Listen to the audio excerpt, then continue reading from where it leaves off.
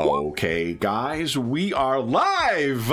So for those listening at home, welcome to the Dungeon Musings YouTube channel. My name is Kevin Madison, and I'll be your friendly, I guess your friendly modern master today, because today we are going to be playing the 6th and final part of our year-long Year of Ill-Omens campaign.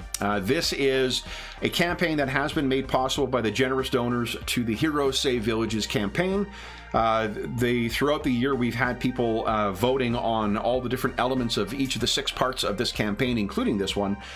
And we have gone from the golden age of piracy to the early 1st century of Rome, to the age of Vikings, to Cold War Berlin, to 19th century China, and now we are finally wrapping up our campaign in 1980s New York. So before we dive in here, a huge thank you to all the generous donors who made donations to the Heroes Save Villages campaign this year, which you can find a link to down below. And also a huge thank you to all the players who have joined in, not only for many of the players here tonight have played in most, if not all, of the campaigns, all the sessions over the course of this entire year. Some are joining us for the first time. Thank you to everybody who has helped to make these sessions so much fun to run and so successful with the folks who have been responding to them. So yeah, an enormous thank you to everybody else who has helped to make this these sessions and this campaign possible. The session tonight is called Past is Prologue and Coda. And we are returning actually to, I haven't run this game in probably 20 years. That's not true. I ran a very brief couple of sessions about 10 years ago, but no longer than that, 15 years ago. Good God, I'm getting old. We're using Wizards of the Coast's D20 Modern system. It's one of those games that some people loved it, some people hated it. I absolutely love this game. I had so much fun with this at the time with a couple of sessions. I've never run it for an ongoing game. Have any of you guys played D20 Modern before? Once? Yeah. Once. Oh, you're muted, Carl. Sorry.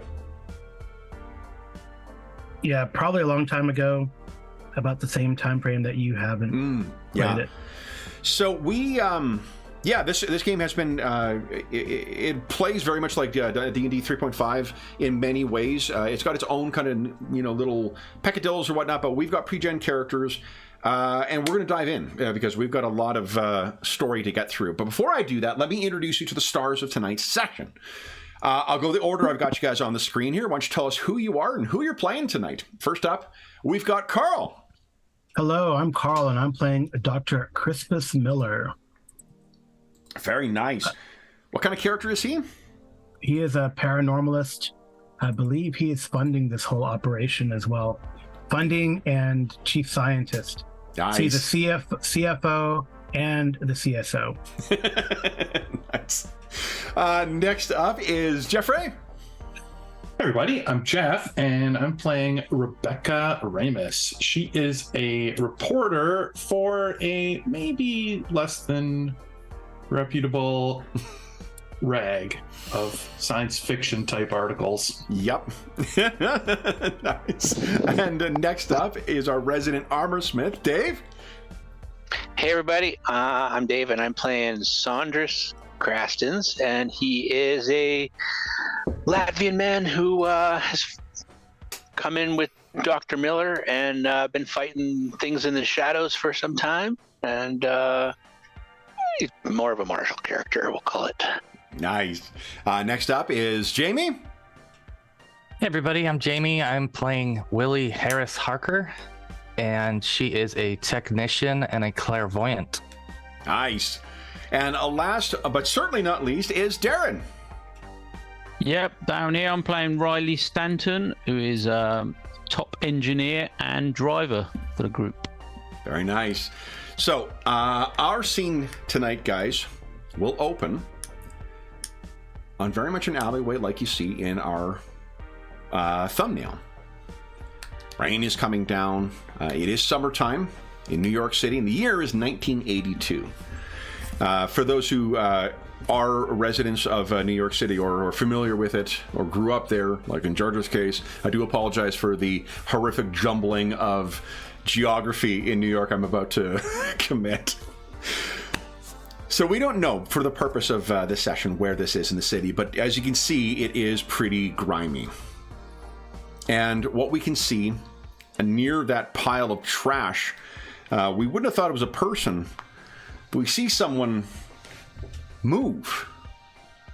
There's a person there, overlooked by likely any of the passers-by. This is in the back of a restaurant as well. To the right, there's an entrance to the back of a restaurant. To the left is one of the residences that you would access through a back alley in here. And while, if we look in closer, while it may look like this person may be drunk or high or otherwise just, asleep, this person seems to be keeping careful watch, because underneath the poncho, or the makeshift poncho that he's wearing, his eyes are moving back and forth, trying to study things. We then see, from underneath his poncho, up through, he brings a big walkie-talkie. And this is a, giant military surplus 1980s thing.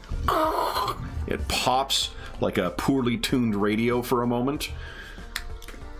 "Nothing yet," says Saunders. And then we see, almost in contrast, the end of the alley and across the street, there is what the cool kids would say, a pretty sweet ride. Nice. Ooh, yeah. And sitting behind the wheel is Riley Stanton. And in the passenger seat next to her is Dr. Christmas Miller. And in the back seat is Willie. Willie seems to be perhaps asleep. While a casual observer might mistake Saunders for being asleep, you can certainly tell that fucking Willie is asleep at this point. But Dr. Miller, you're the one who has the radio in your hand, and you are waiting on something. You are all hunting something. Saunders, Dr. Miller, I think you know that this is... We just need to be patient. Saunders, it can't be pleasant for him out there, but you just need to be patient. What you're hunting will be there.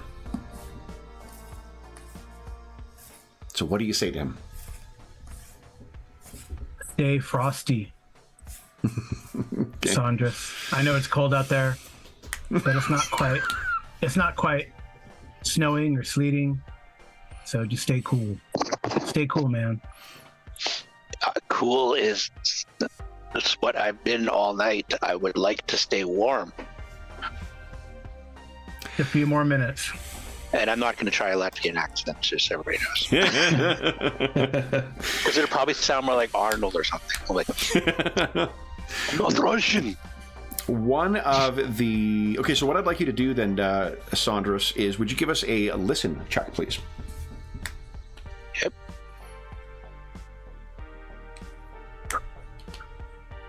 Listen.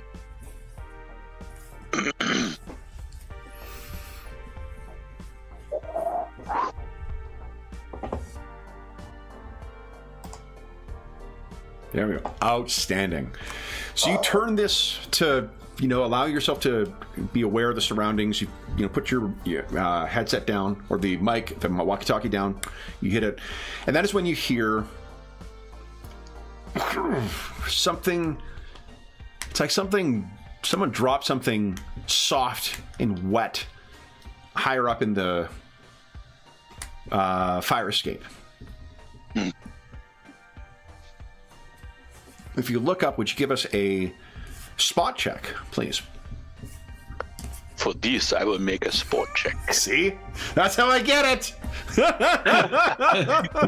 Kev knew that. I like to make spot check jokes. All right. Now, would you like to spend an action point on that? A 14 is pretty good, but if you spend an action point, you get to roll a 1d6 and add that to it. Yeah, let's do that. Okay.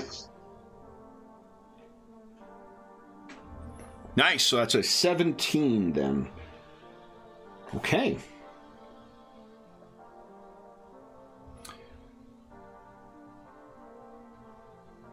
Okay. So even with that excellent roll, you're looking up and you can barely hear something moving down. And it isn't until it gets about where that, see where the Romeo and Juliet sign is there? That baleful red glow. It's around there when you were able to clearly see what it is that's making your way, or its way down here. And this is what you have been waiting for. I think I've got my hood up and I'm trying to stay warm. So yeah. So this.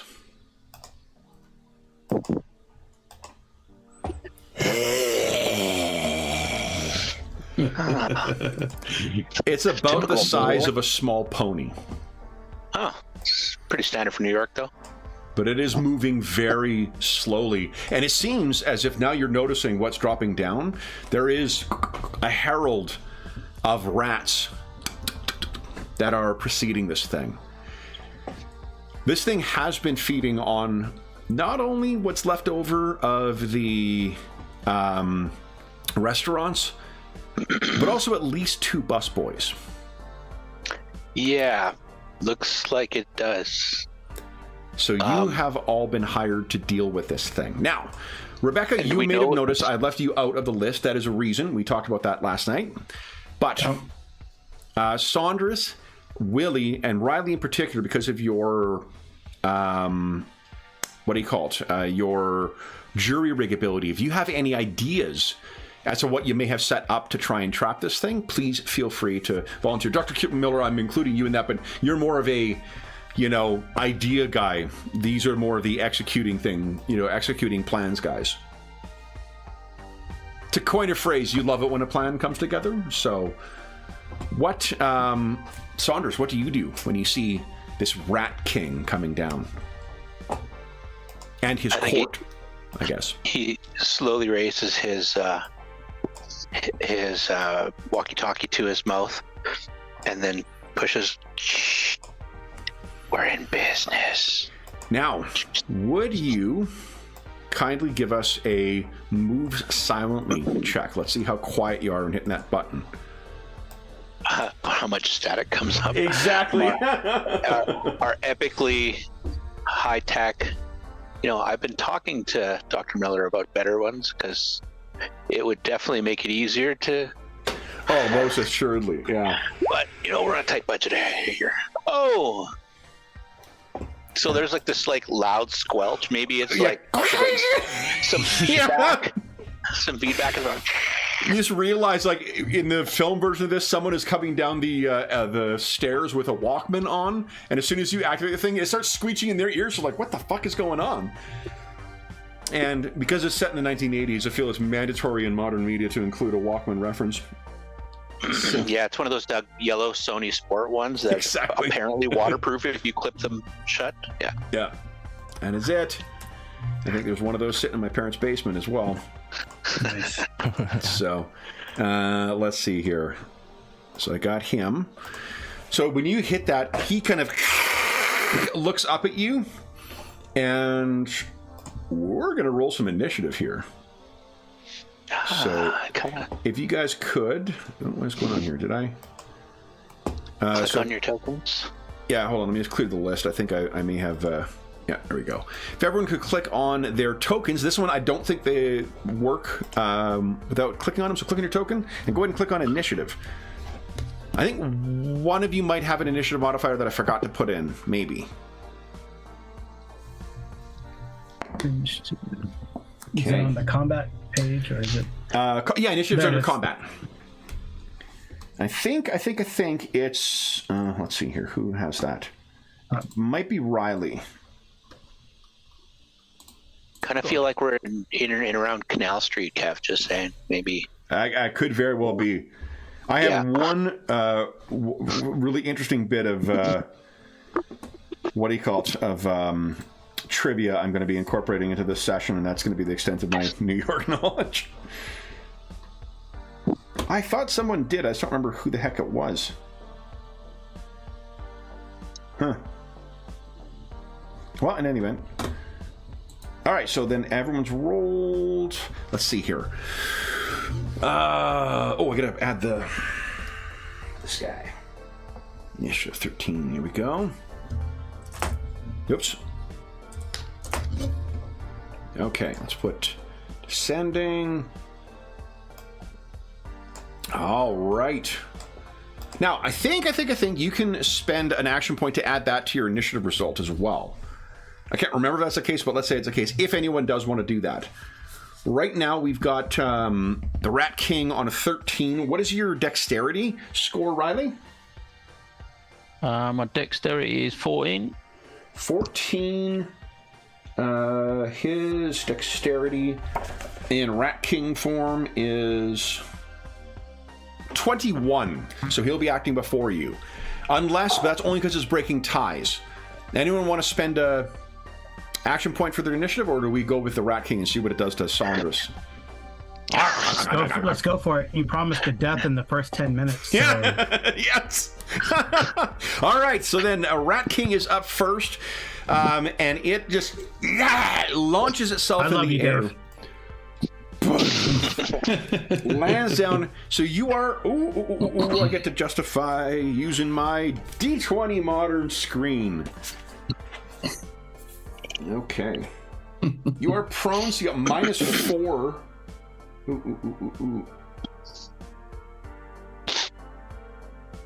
Is this a creature of shadow, Kev? I'm guessing it is. This is absolutely a creature of shadow, yeah. That's good. Yeah. Because I have a whole DR1. Oof. It's like we're in chainmail, just saying. Okay. Oof, -4 to your defense because you're prone. Yeah. Yep. Okay, so what is your defense? 16. 16, okay.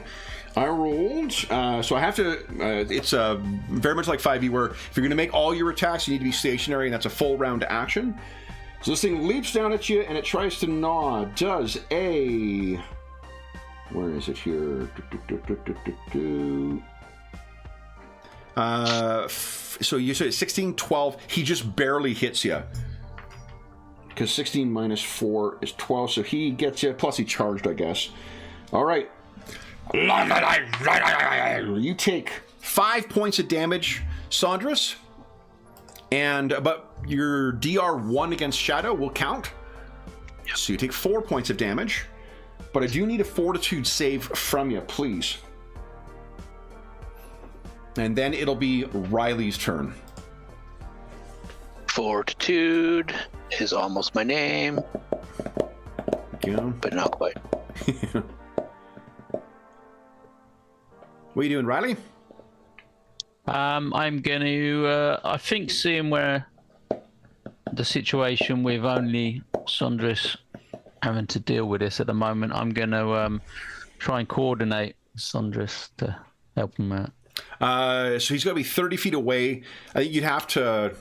How far away are we at the moment? You guys are on the other side of the alleyway. Like out of the alley and then the other side of the street, you're parked. At the least, you would have to roll down your window. Oh, yeah. I mean, I was going to, roll down the window and start pointing out. But...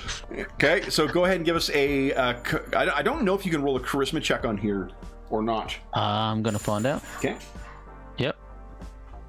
And then... Oh, nice.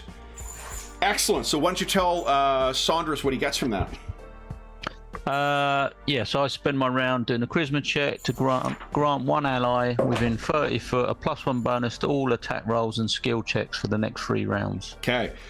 That is a failed Fortitude save, Saunders. You could spend... You're off by 3. So you could spend an action point and try and get that if you like. Yeah, I think I'll spend an action point. Okay. Now this is the curse of... Oh, no. A lot of ones already. A lot of ones. We're getting them out of the way. That's good. So Riley has granted you +1 to attacks and +1 to skill checks.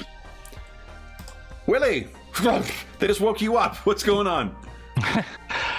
She might be in a daze for a second, but then sees this ugly rodent. Let's see. I think she does have a daze ability. So let's take a moment and consider the lovely 1982 Corvette. Yeah, I think she went from complaining about the room in the back seat to falling asleep. Yeah, so one of the downsides is Riley has certainly not opened the door, which means you are in the back seat and have a window about yay big to look through. What are you doing? Then I think she very likely can't use her power from here. I think she's going to urge Riley to run the damn thing over. Nice. Since she can't get out, she's stuck in the back seat here. Kick in the back of the seat. Oh yeah, I didn't put the range on there. No, did I? No, I didn't. Is it? No, I didn't put it on the cheat sheet, but let me take a look. Quick look here. It's in the back of. It's in the back of the 20 Modern book. Here we go. Oh, that's not psychics. That is. Here we go. Days. Range 25 feet plus 5 feet per 2 levels. So that would be for you 30 feet. So you might be able to, if you want to use days, you could try and use that here. Okay. Yes, I would. I'd like to try to use it. If I think it's on the edge of my range, I'll give it a shot. Yeah. Okay, so you try and do so. It means it gets a will saving throw. Okay. So I'll make that. Nice. Nat 20. So it shakes its head, it looks over, and Willie, you make eye contact with this thing. Its mouth is full of Saunders' torn bits of his poncho. It is probably going to come for you next.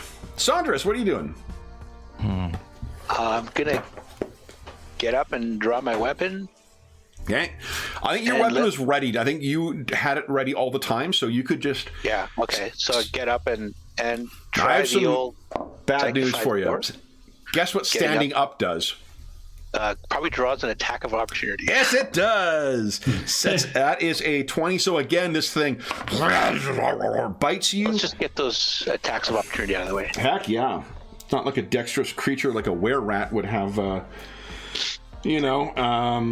combat reflexes. So that is another 6 points of damage, reduced to 5 because of your DR. But you were up now, Saunders, and what are you doing? I'm going to attack it. Okay. And it's not wearing any armor, but it looks pretty dexterous. I'm going to use 3 points of power attack. Okay. So -3 to your roll. Okay. Yeah. And the weapon, you can just click on your weapon, and it should roll everything for you. It's not giving me any options, so... Nice! Yeah, it doesn't thing. So here's the thing. That is -3. That's a 17. That is just a narrow miss. Shit, of course. Would you like to spend an action point? Let's do that, Kev. Yeah. Already used 2. Go right ahead. There you go. That's enough. Bumps it back up to 20. So that is with your... I'm assuming you're two-handing this thing? Yep. So that is add double whatever you... No, is it 1.5 or double? Did I say on the thing? Bonus damage, 1.5 strength. 1.5 strength. Awesome. Okay. Yep. So that is... Oh no, that's the damage from the two-handed weapon. Power attack has a unusual feature in 3.5 where if you're doing power attack, it's double what you subtract instead of just adding it. So, but let me double check here. So I subtracted 3, so I'd add 6. Yeah, it doesn't count in here. It's one of the D20 Modern is one of these interesting animals because it came out just before 3.5 came out. So it's got a lot of legacy stuff from 3rd edition, including like its psionics work like the original psionics handbooks. But that is a solid hit. We're going to use, because it's more fun, the 3.5 version. So that is 20 points of damage. Why don't you tell us what that looks like as you lay into this creature of shadow with your sanctified sword? I think you just see this like quick glare of like bluish silver light as the sword cuts through the shadow. Yeah. Dr. Miller, what are you doing? Oh, you're muted, Carl. Everyone toast Mo. Sorry about that. It's okay. What you doing? I just wanted to toast Mo. Nice. Good idea. Anyway, another gamer friend passed away this weekend too that we know of. So Oh shit! I'm sorry. No. I don't know if you guys know Aaron Coleman, who was on Kamada a lot. He was he actually wrote his character. He played a lot, Yeah. and his character got pretty high in that game. He passed away from pancreatic cancer this past fuck. weekend. So Sorry to hear that. yeah, I'm he's so a sorry. good guy. I'm so glad I got to meet him Yeah. at North Texas RPG Con. To Aaron as well. Yeah. To Aaron. Cancer sucks. Yeah, 100%. Dr. Miller is gonna, if he can, I don't know if he would be riding with a shotgun already, or You most certainly are aware of what the Rat King likely was. So okay, so he's Yeah. gonna get out of his car, and if he can avoid hitting Saunders, he's gonna shoot Yeah, I think you. Rat King in the butt. Ooh, let's do this. Why don't you give us a knowledge arcane lore check? Okay, it's on regular. I think it's the first knowledge. Yeah, it should be the first knowledge. I think. Yeah. Okay, no, it's not. Well, you just got to click on, remember, the knowledge, not on the specialty, because if you click on the specialty, that's how you change it. The sheet's not the best got roll it. 20 sheet. That's fine. Fucking holy crap! yeah. So this thing is loaded with silver slugs. Oh, lovely. So go ahead and make your attack roll. So he would normally say "eat silver," but no, he yells out "eat." No, he would normally say "eat lead," so he yells out "eat silver" in his best impression of Bass Reeves. Okay. So, I guess that's pretty good. Yep, that sends the thing spiraling down the alleyway, and the rest of the rats are going scattering. Saunders, yeah, it was very close. Whoa, Dr. Miller. Thanks for the help. Thanks for the help. You're not allergic to silver, my friend. No, but I'm allergic to shotguns. So, Dr. Miller, you can see that there is a little bit of, as he's moving around, you can see that the rat seems to have gotten a hold of Saunders. So you be aware of the threat of the spread of the lichen little shrapnel. rats. Yeah, the little rats. Okay. Oh, not the little rats, of the spread of the bite. Because this thing was able the to big bite. rat bit him. The big rat bit him. Exactly. Oh. We might have to take a look at that, Saunders, and hopefully not amputate. So as you're looking over, this thing transforms back to, in death, to a middle-aged man. Uh-oh. I might not like that. You knew that was going to be happening, but yeah, this is unfortunately it's a reality in the supernatural world. We don't need to be in combat any longer. So how does this scene resolve, guys? We do have a process for this. I'm assuming. Probably. Like we have a body bag. We can. There probably is an arrangement you've got with the city, I think. Oh, okay. Yeah. They believe us. I think it's, you can picture it probably like something like a license. Yeah. It's almost like a license to carry. You'll have to fill out some forms and stuff like that tonight. But with the proof and with testing and whatnot, they will be able to to corroborate that this was someone inflicted with lycanthropy.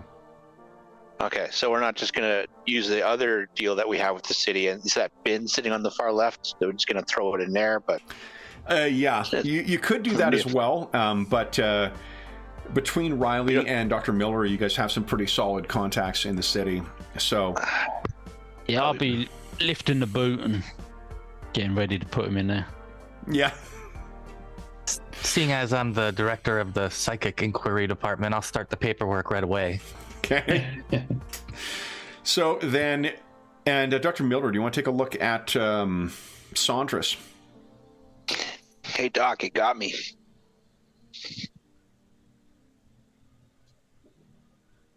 who's so it's me. Is that who's? I'm the doc, I guess. You're I the look doc, around.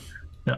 Oh, like I said, I hope it doesn't get infected, or I'll have to amputate. I think you have a I'm not worried about paranormal amputating. investigation kit in your stuff. Okay, so why don't you give us? pick it up the tricorder and Yeah, well, here, just give us a arcane lore check once again. another one. I thought you'd be more worried about me turning into another Rat King, but Rat King with a sword might be kind of cool.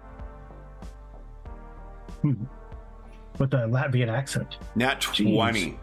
Ooh. He actually prepared for this, and there is a salve that is silver infused that you're going to apply to him to the bite, and it should completely eliminate any risk of infection. Okay. So tell me if this stings or not. Because if it stings, you might be the Latvian Rat King. Ah, it fucking hurts. Yeah, it stings. It stings. It stings. Damn it. So I feel like, Saunders and Dr. Miller have a cool, interesting relationship, so we could kid each other like that. definitely. He's like, yeah, so. Yeah.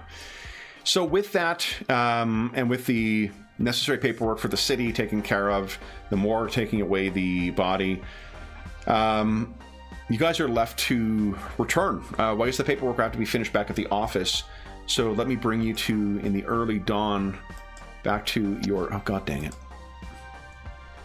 Here we go. There we go. Your office. And that is...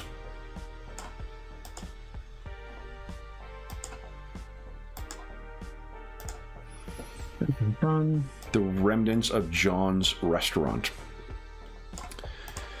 So you guys pull up in Riley's Corvette. It definitely stands out in here, but I think once Riley has had a firm enough conversation with the local riffraff, no one's going to steal her fucking car. She also may have booby-trapped it, and that probably terrifies them a bit. So you will all make your way in. Why don't you tell us a little bit about how everyone feels at the end of a hunt like this? Like, this isn't there is, more victims than just the two, what do you call it? The two, busboys who were taken. It's also the individual who originally was afflicted with lycanthropy. Yeah, well, I mean, those poor busboys were dead though, right? They're not going to rise. For sure. Yeah, they were remnants that were eaten. Though the Rat King ate them. Oh, okay. I think Saunders is kind of always hungry after an event like this. Although it's not like let's go eat meat or anything. It's more like let's eat something sweet, something that doesn't look like animals. Where's the little Italy? And you said that's a little Italy. I see John. Yeah, well, I figured it kind of looked like Canal Street. We kind of looked like we were in like Little Italy near Chinatown, kind of back alley. Does it say Veal Corporation? So they sell veal across the street? This is I don't know where this photo's taken, but this is John's is across from that. What Saunders, what you can expect is when you walk into John's, there will be a grill that is being operated by a harmless poltergeist that Dr. Miller worked out an arrangement with, so you guys get free office space and free breakfast, but the poltergeist will still be operating in the background.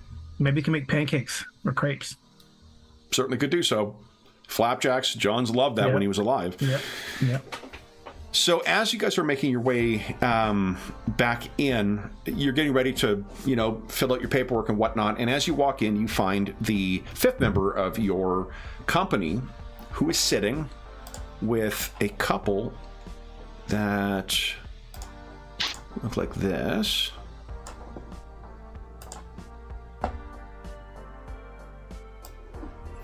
They are not smiling, but this was the one era appropriate photo I could get.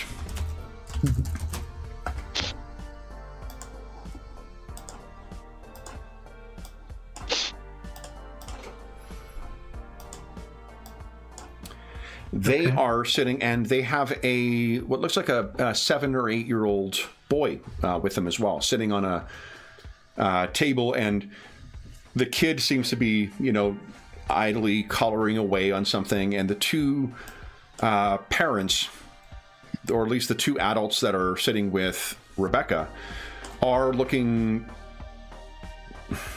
They have graven faces on their, or expressions on their face, which makes you think that you've seen faces like this. Rebecca sometimes brings you potential work, stories she's come across in her business of people who might need help.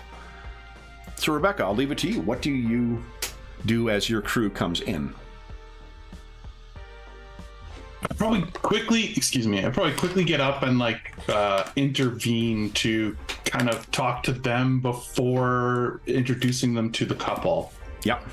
So I don't know, maybe there's like an alcove or a boot space or somewhere where I can sort of whisper tones, speak with them before everybody kind of starts getting in on them. Mm-hmm. Yeah, I think you can maybe, I think you probably hear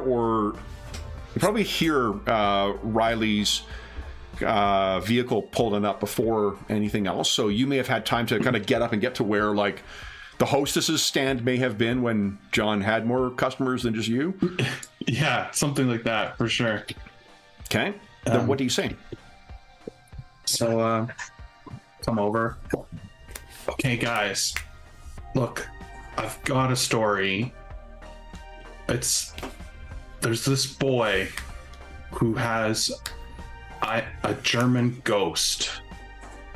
Okay, look, before you say anything, I know the vampire baby turned out to be a hoax, and we all know that the unicorn girl was just a picture of my niece, but this is real, I promise.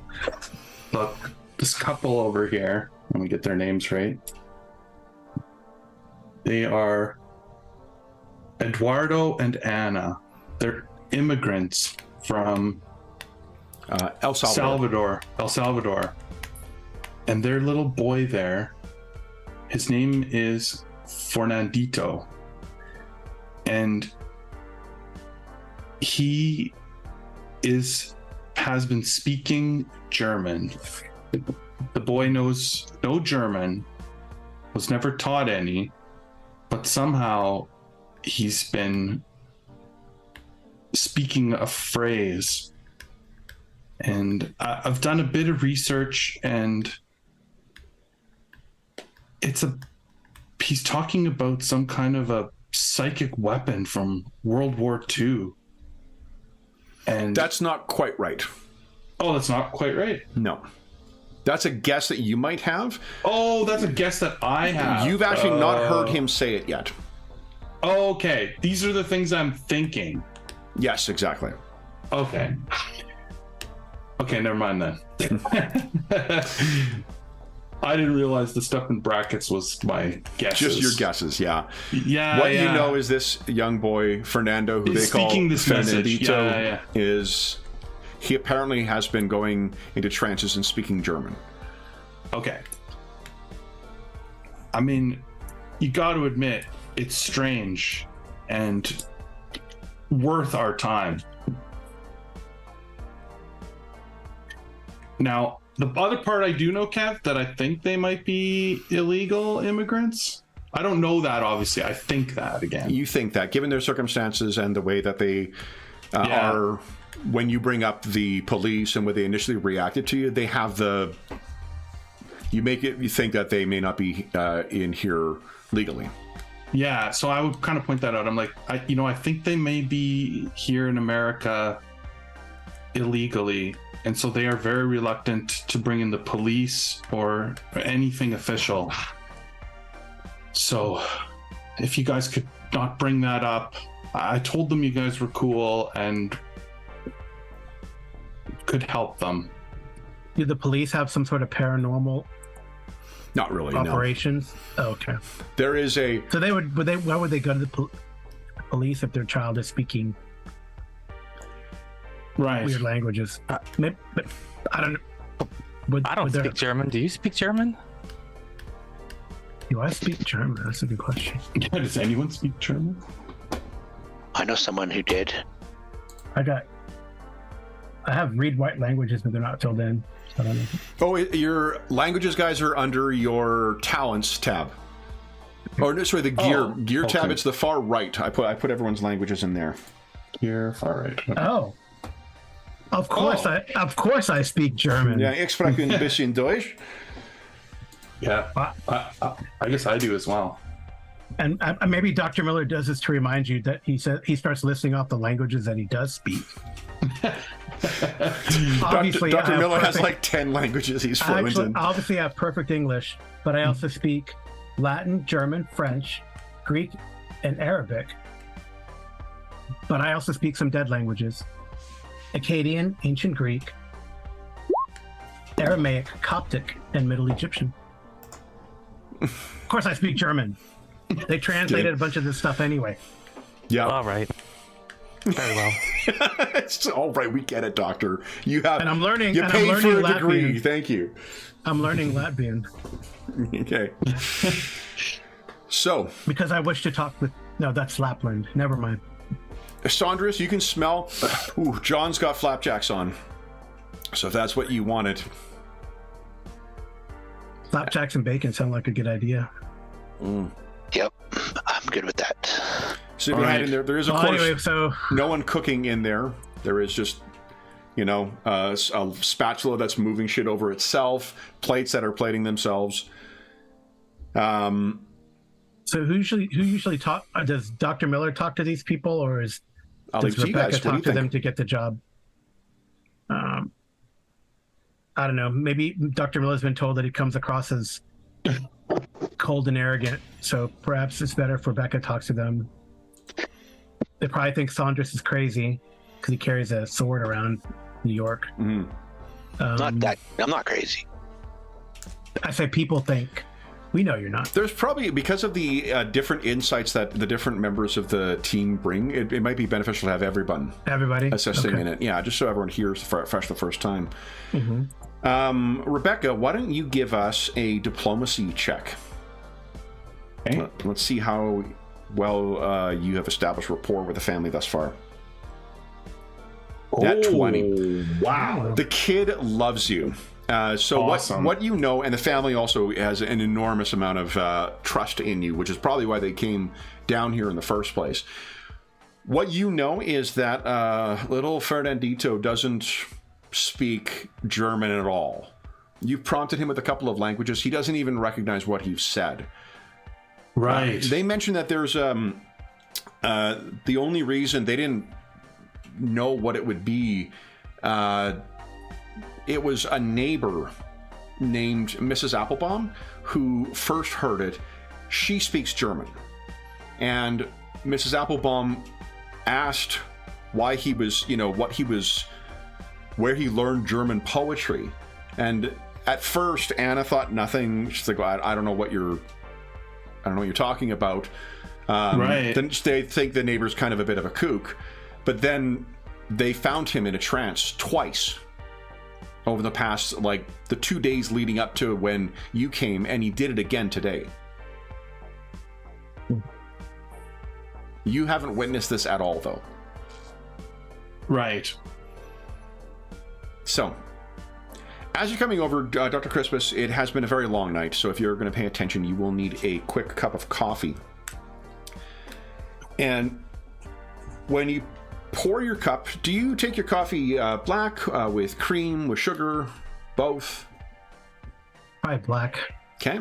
So you pour the coffee into the mug and you look down. And for a moment, the sound of everything else kind of falls away.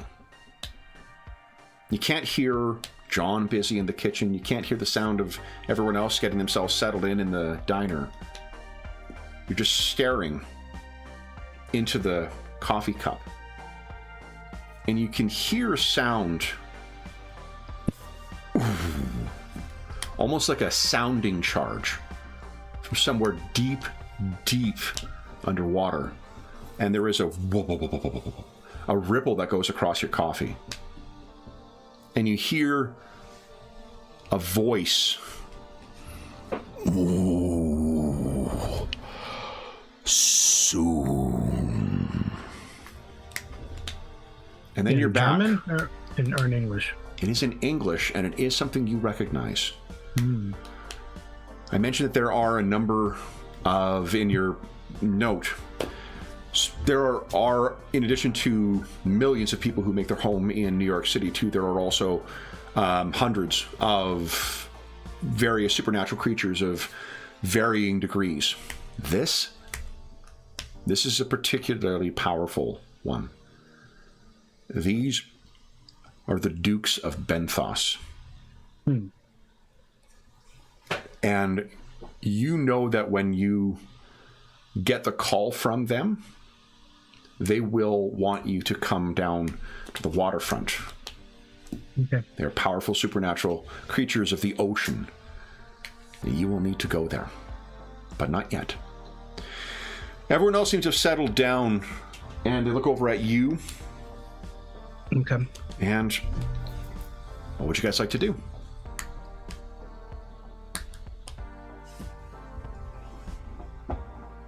Yeah. I say, I think after that little reverie, Dr. Crispus says, I think we should talk to these people. Because if the Dukes, this is no coincidence. I would think that he would think that the Dukes and this boy coming here usually. Yeah. Oh, definitely. It So rarely. he wants to talk to them. Yeah. So you all sit down, and Rebecca introduces you to Eduardo and Anna. And Rebecca, how do you introduce your team?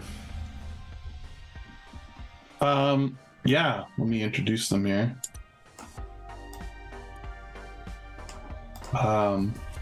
This is Dr. Miller. He is an expert on lore, historical and supernatural. This is Saunders. He's a good protector. This is Willie. He's got a beautiful silver tongue. And of course, this is Riley, our tech expert, if we need any of that. So Eduardo looks back and looks over at Fernando and leans in. Those of you who speak Spanish would know Fernandito is just a diminutive for Fernando. It's a pet name for like little Fernando. So he leans in and he says in English,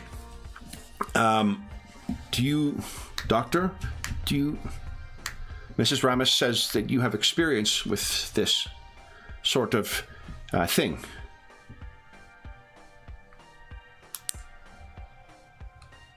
Yes, that is kind of what we do here. So you think that this is,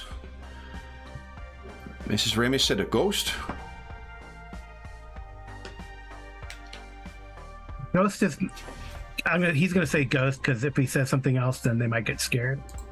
I guess ghost is maybe more acceptable than demon, etc. Who knows? Because we don't know yet, right? So. No, you've got no. Yeah. Ghost no is very idea. polite. Yeah. In a way. Yeah. So if you could, you can give us. I mean, depending if you wish to look at Fernandito yet, or if you wish to hold off for a physical exam. Riley likely has some equipment that she could run scans on him for as well. Mm-hmm. But just so how do we stop this? Will he get worse? And Anna says he just stands there and repeats the same thing over and over. Huh. Like if so, Dr. Miller was gonna try to. Have you recorded it, Rebecca? They look at each other as if like, oh, we're fools, and they say, no, not yet. I say, Fernandito. He looks Can over. Can you speak to me in German? What is that phrase that you know? And I will actually say this in German then. Sure. Also. He looks at you utterly confused, and he looks over at Rebecca like, I don't. He doesn't know what he speaks. Dr. Miller, it's foreign to him in every way. You do like it. Channeling someone. Potentially. Willie, what can you see, if you can see anything? And I'm seeing if I have like hypnotism or something that I don't. I guess first is it something that Willie could draw on her knowledge to see if she has any familiarity with the Duke of Benthus? That's something that that's something Dr. Miller knows. Oh, okay. Yeah. Yep. Then in that case, she might attempt to gather information from the child. I don't know, maybe she's able to speak with him a little bit about his experience. Sure. Why don't you give us a gather information roll? Okay. I think you're quite 23, pretty good. So Willie, you know that there are some sweets that were left over from when there was stuff that John would sell. You don't think they've gone off yet, so why don't you take Fernandito with you? Does Willie speak Spanish? Yes. He's much more comfortable speaking to you in Spanish than he is English. Okay. So he walks away with you, and Willie, you're going to go and have a quick chat with Fernando. And the rest of you guys, any other questions while Willie is conducting her examination? No, I mean, Dr. Miller is kind of probably a little not impatient, anxious, because he's got to go meet the Dukes. Not yet. Does he? You're waiting Not for yet. the call now. Oh, waiting for the call. Yeah, there will be a But sign. can I treat Saunders' injury, or do you have to worry about that? Oh, yeah. Saunders still is injured. Saunders, does anyone have medicine? I have treat injury. I don't know. Treat injury, that's the one. Yeah. Go ahead and give us a treat injury check. Ooh. Oh, that's awful. Let's see here. It doesn't. I won't. You'll get +2 to it because of your med kit, I think. But Okay, let's so it's a 9. let's see here. Treat injury. I think it's. Sorry about that. See, I told you we were gonna lop your leg off. There we go. Treat injury. Might need to use It is a DC 15 to restore hit points. okay. So that is, I think the bite, like as much as the salve is assisting here now, it's just not. It is a pretty nasty and ugly wound. So you got I'd have to roll a 6. Yeah, maybe I should go see a doctor. Oh, do you want to spend? You could get a 6 on your action point. You want to give it a go? No. Okay. I think we all might take offense to that suggestion. Is he a real doctor? A doctor? Well, probably. I'm sure Willie has an ability. So, No, doctor's not a physician. Like Dr. Miller's not a physician. not that kind of doctor anyway. Yeah, well, that's what I mean. I'm just used to doing surgery on animals. Oh, yes. So I guess you're not turning. So what you would know is that usually the way that you guys conduct your investigations is you're going to have to go out then, right? Like you're going to gather information from these folks. From what Rebecca has summarized, there's not much more to gain from it. So perhaps there's something in the environment that you could go. Riley's got some kind of, some tests and whatnot that she could run. Saunders may have some insight just based on his religious background. He is a member of the Brotherhood of the Order of Swords. And Rebecca, you've been there before, but you've got that great profile ability too, so you can try and track down some people. And Dr. Crispus, you've got such a wide-ranging variety of expertise that you may, find more at the scene than what you can just from talking to them. Is there anything specifically other than what Rebecca has summarized that you want to ask of the Amadors? I think Riley, being completely out of this, don't really understand most of it. We'll just say, does this boy write anything down or draw anything? That's No, he stands strange. rigid and stares. When They this- just need to make sure we record it, what he's saying, or remember what he's saying. you can bring the equipment for Yeah. that. Assuming Yeah, you got I'll like dig something out. the stuff that you've got in your sheet is stuff that I, just threw on there to have something on there. You guys, if there's other reasonable things you think you could have access to, I'm fine with that. So then, Willie, Doc, you gonna bring that new Betamax video camera we just got? The little smaller tapes. Oh, maybe. yeah, Riley could take Well, care of that that- for you. Now, Good, set Willie, that up. what you find It is is the wave of the future. what you find, Willie, is that you are confident that there is. Not only is this boy not possessed, he's not latently psychic or anything like that. This kid is, to all you can tell, a normal kid. He talks about it. He doesn't have any recollection of having talked about stuff. But you get it. It seems like he is trying to not talk about someone. Like when you ask him what you like to do, you sort of like the kind of stuff getting to know. He starts talking about somebody and then kind of stops. If you'd like to try and get that out of him, why don't you give us a diplomacy check? Yeah. You can tell me. Yeah, you flash that $1 million smile, and he says, what he lets you know is that it's actually, you make sure that mom and dad can't hear, Uncle Fernando sometimes sneaks me candy. And you find out just by pressing a little further, his Uncle Fernando lives with them.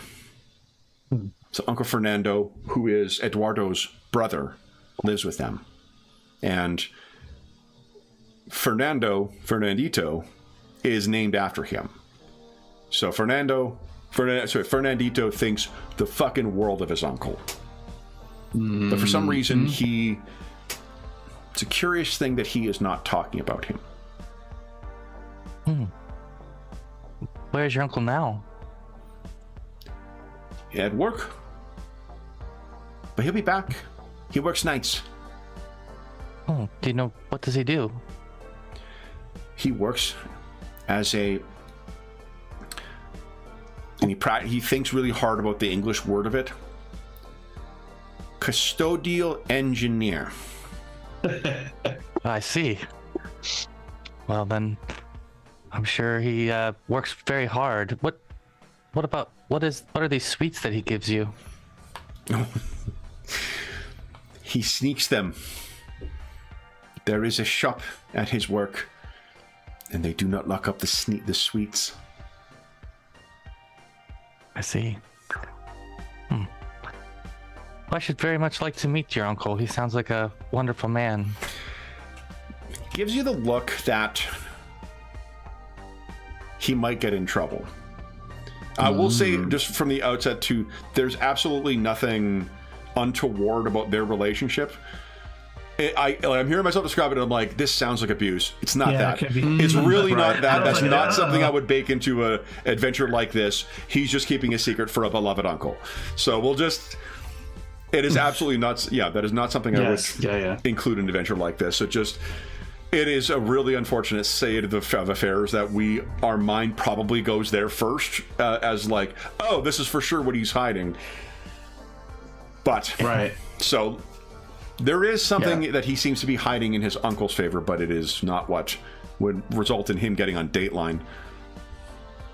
So, Willie, when you bring him back, it seems like they are happy. Everyone is happy to bring you to their apartment and have you look around. Yes. You can We'll have an take a opportunity to close talk look. to everyone before you do, though. You fill in the Well, rest? I think I will try to share with the rest of the team without disclosing to the parents the the fact that the uncle is in the child's life as a significant figure in the child's life and might be somebody we need to meet. So I'll share that with them, but I'll also let them know that it's probably not something that the parents may or may not want us to know this. So let's maybe keep that under our vest for now. Curiously, Rebecca, when you met with them and when you rolled nat 20 on it too. It's funny they mentioned that. If you were to guess, the dynamics of the family are such that Eduardo does love his older brother. Anna, significantly less so. Yes. So it's only been one of those like passing comments, but for someone like yourself with a who reads people all day, yeah, you've got a good read of like, oh, okay, it's one of those situations where they're living together by circumstance, by whatnot, but she fucking hates she hates her brother-in-law. Yeah. So, what would you guys like to do then? Anything further with the Amadors before heading to inspect their apartment? Or anything else? Let's load up the car. Are we all going, or are we just Shotgun. Unless you got something else to do, then there's nothing else to do. You know, you could try and track something down, but I don't know what that would be. If you have an idea for what you'd like to track down, but otherwise, nothing of interest is going to happen to you other than at this look, for this inspection. Right. So. Right. Of course. Yeah. And because you each have your own specialties too, it's likely is beneficial to have everyone there. Mm-hmm. So, anything else, or are you guys heading on over to the Amadors? I think we should head over. Yep. Okay.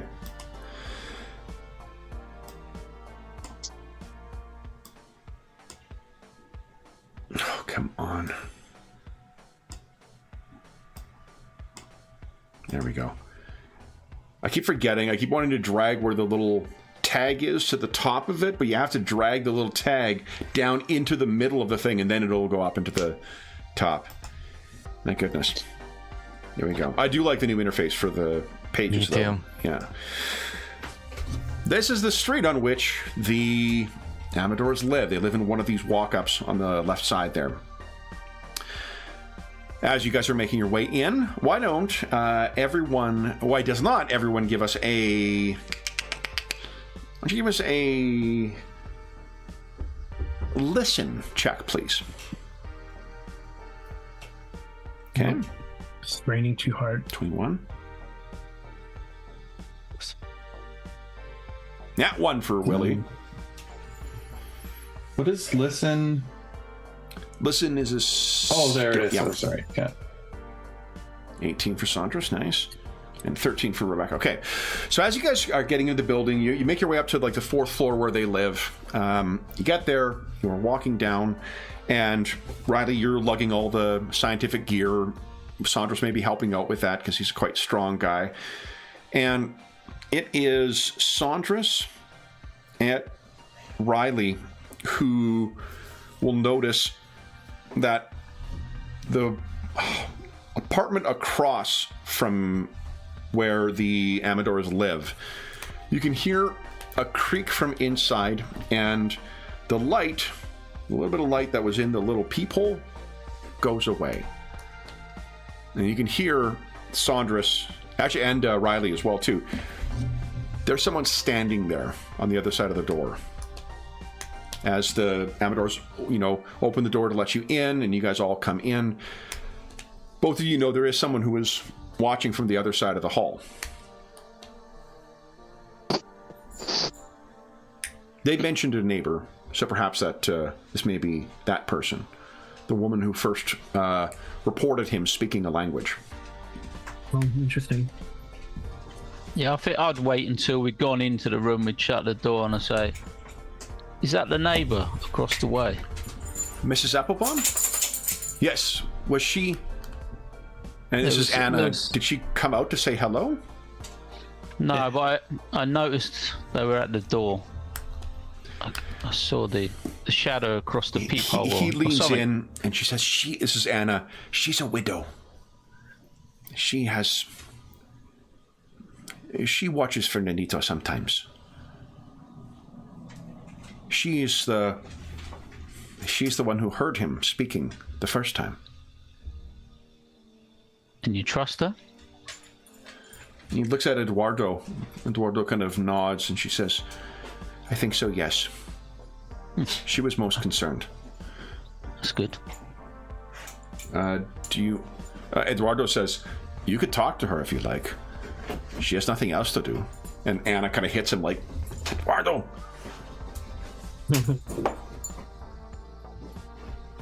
Maybe it's worth speaking to her, yeah.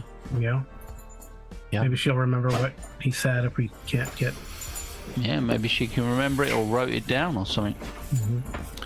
If, so it'll be a little bit for you guys to get set up in here to sort of set up the recording equipment and whatnot. Right. If anyone wishes to speak to Mrs. Applebaum, you're certainly free to do so. Or to explore the apartment that they're living in. It's a very fucking small apartment. This is a, like maybe 2-room or something kind of deal. A studio. Well, it's a studio with like a separate bathroom, basically. There are some things set up to sort of partition off different areas, but it's not a lot of, not a lot of privacy in here. Right. But it's clean. Like the place seems well kept. It's a home that is well kept, and you can see obvious signs of a kid living here too. Fernando's got toys and stuff around.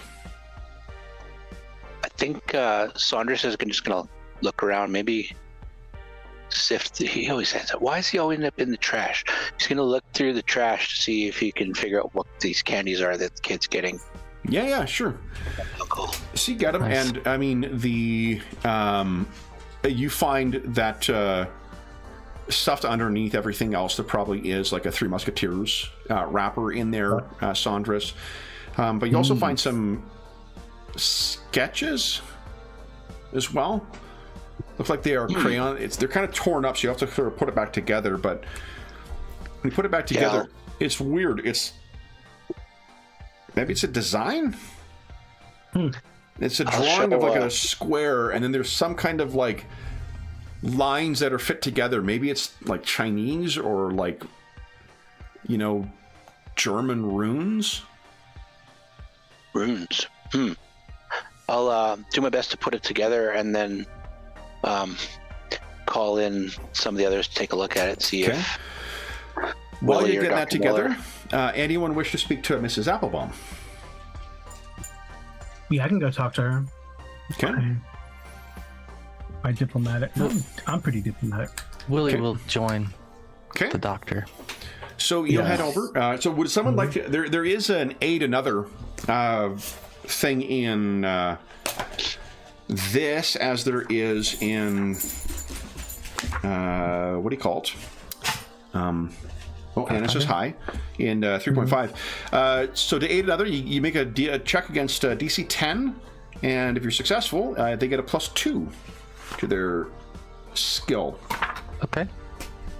Do you want some aid for this, Doctor? I guess. Are you doing diplomacy, maybe? Yeah, I'm gonna do diplomacy if we need it. But we can just talk to her and see how it goes. But yeah, Willie might. I know Willie might be better. So yeah, Willie's got +15, and I think. Yeah, I would aid. Sure. Okay. And Willie, you would be doing the talking. So why don't you give us a diplomacy check there, Doctor, and then after Willie, a diplomacy check, please. Okay. Knock politely on the door. Nat 20. Wow, look at you. I'm going to give you +4, so Willie gets a 25 to hers. Wow. Okay. So you knock on the door. And typically the target number is like the diplomacy +10 or the will +10, and whichever is better. So you knock on the door, and unfortunately I forgot to get a fucking picture for Mrs. Applebaum.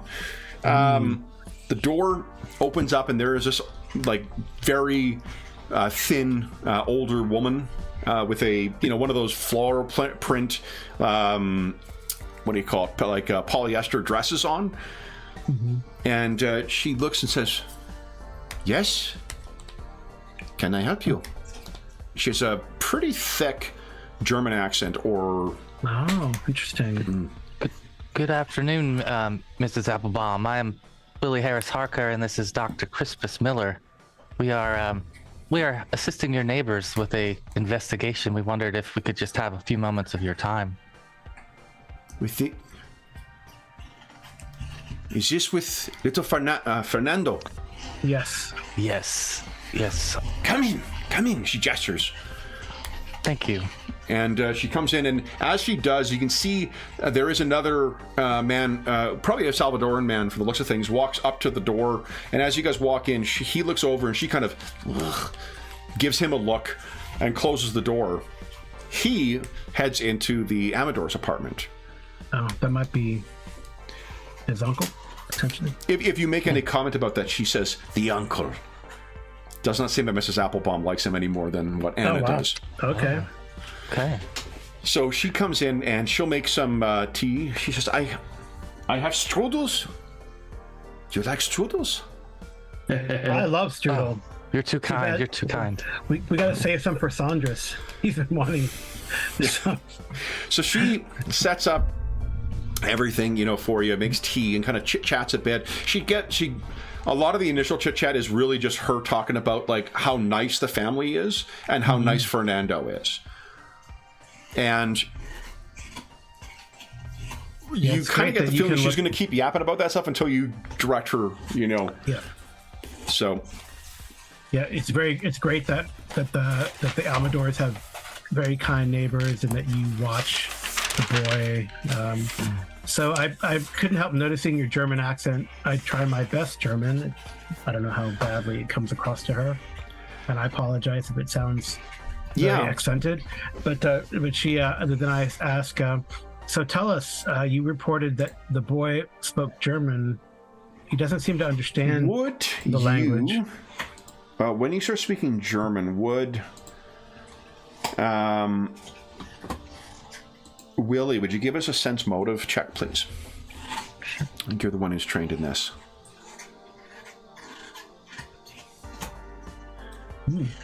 So as soon as you start speaking German, it's very subtle. But she stops for a moment, like as if startled. And catches her breath. And then you kind of carry on and... You say anything, Willie? So, Willie, you sort of look at this and then you can see faded. There are numbers on her arm. Okay. I will definitely say something to the doctor about that. Doctor, what do you make of this? Oh, I apologize to Mrs. Applebaum. Because I know what that is. Yeah. She looks and says, I'm sorry. I mean, it's not like, right? She shakes her head and she says, no, nothing to apologize for. It's just, right. It's so rare I hear it spoken by others now. Mm-hmm. It is, your accent is very good. Oh, thank you. It is probably, I sound like a book, I am sure. I've learned German so I can read ancient texts, which of course Germans did study a lot. And great writers too. And thinkers. Yes, like yes. Einstein. You can see she is, like, there is an element of, like, proud German to a degree in there, but I mean, yeah. I name like Einstein and Oppenheimer and the ones who really helped with the war effort. Absolutely, and she is Eichmann. Yeah, Eichmann. Yeah, wasn't. Yeah, he was a no. Eichmann's a Nazi. Teller. Yeah. It's like I can't remember what. There's some film from the 80s where a girl was trying to name, there's a character in it who's predicted, like, as an asshole, and she's trying to think about, like, names for her daughter, and she starts giving up names of concentration camps. Oh, no. And they're like, what the fuck is wrong with you? But when you sit down and kind of direct the conversation to just back to what she was wanting to ask, So we want to record the boy speaking the German, but perhaps you know what he said. Apparently, he's repeating the same phrase I And did. that is why the Amadors believe it is a ghost. I wanted to see if he is, Fernando is such a bright boy. I wanted to know if he had read this somewhere, a poem. I wrote it down to look it up. It is in, and she says this in German for you. I actually was gonna do the German translation of it through Google, whatever else. And I'm like, this is probably too much to ask of Ingolf to translate this for me, and then have me butcher my my German. So here is what it says in German: I am the bridge, anointed by the crown, the vril, and the dragon, and Hyperborea flows through me. I am what was, what is, and what is to come. I am all. And he repeats this over and over again. And she says, there was something else I've not told. If you are looking into this, he has grown worse. I did not think anything was wrong with the boy other than he was channeling, I guess, his poem or phrase. Does he appear sick to you? Has he appeared sick to us? I mean, honestly. Willie hasn't expected him, and he doesn't seem sick, but what she can tell you is that, like, when he was repeating this, she tried pinching him to try and get him to get out of it, and he didn't respond. Does this mean anything to you, Miss Applebaum? I went to the library to see if I forgot. I could not find this anywhere. Not yet, but I am not a doctor. If you give us I think, is it history? What is it here? I actually do have this thing called Ancient Knowledge that I spend an action point and make an intelligence modifier +7. See if I know something about it. But oh, yeah, you can do that. Absolutely. Yeah. Okay. So I will spend an action point. Okay. Yeah, that's a great use of that ability. And then it says intelligence. I think intelligence. I think the net is +7, isn't it? Yeah, it's +7. So it'd be +11 total.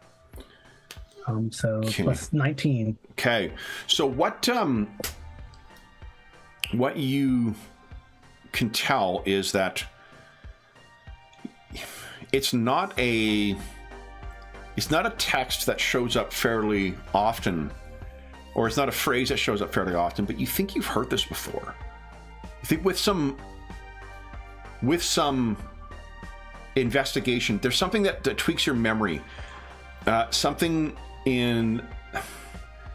there were records of the Vatican that you had access to several years ago, and you read about something. You're going to need to do a little more investigation on this, but you think someone recorded this somewhere.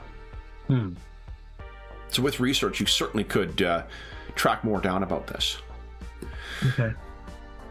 So we'll leave. Unless Willie, do you have anything you wish to ask of Mrs. Applebaum? So she has a copy of what she wrote? Yes, and she'll give it to you.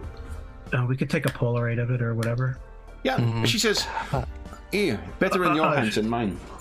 Okay, thank you so much, Mrs. Applebaum. And I don't mean to intrude, Mrs. Applebaum, but when did your husband pass? We had heard that you had been widowed for some time. Oh, yes. His name. Your name is Willie?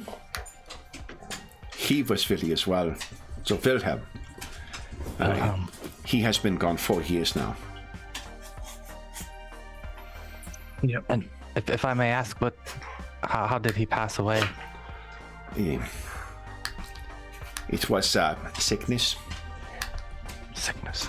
Yes. He Understood. He loved his pipe, you see. Understood. Well, sorry to hear that. It comes for all at one time. He had a good life. Well, we will speak to the boy a little further. We thank you for your help. Thank you. And the strudel. Yes. We have an extra one for Sandris. Yes, you do. Pocket one. A friend, of course. So she'll bring one over. So Rebecca and Riley, do either of you have training in knowledge history? Knowledge history. No, I do not. No. What about, let's see here. Let's see what you guys do have. Sorry, I intended to get these printed off and then I fucking forgot. So apologies for having to look away. Yeah, Riley's not got much to bring to this. I apparently have knowledge history. Yeah, so Sandris, why don't you give us a knowledge history check, please? You got this, Sandris. Oh. This one's eluding me. Do you wish to... Not a very good roll. Wow. No. Would you like to spend an action point on that, or you don't want to blow through all of them? No, I think it's pretty low. I'm gonna hold off. Chances of me getting a 6 Okay. are pretty low. So you guys are looking at this thing, and I mean, it's tough to tell what the kid is looking at here. You do have an opportunity to meet Uncle Fernando, though, because he comes in and he's wearing a like a janitorial uniform when he comes in, and he looks around and, like, in Spanish, says to Eduardo, like, "What the hell's going on?" And Anna gives him shit for swearing, and then he said, "This is about Fernandito." And would Riley, Sandris, and Rebecca give us a sense motives check? Sense motives checks, please. Tricky one. Okay. Oh, I am a very good sense motive. Nice, Rebecca. There is a flush of guilt that you can read clearly across this guy's face. Oh. And he's like, "Okay, I'll just wash up." Actually, we would like to speak with you as well. You say in Fernando. English? No, I'd probably speak Spanish if that's what they're speaking. Yeah. So he kind of looks at you. Who are you? I'm Rebecca. Rebecca. Yes. Is that supposed to mean Ramus? something?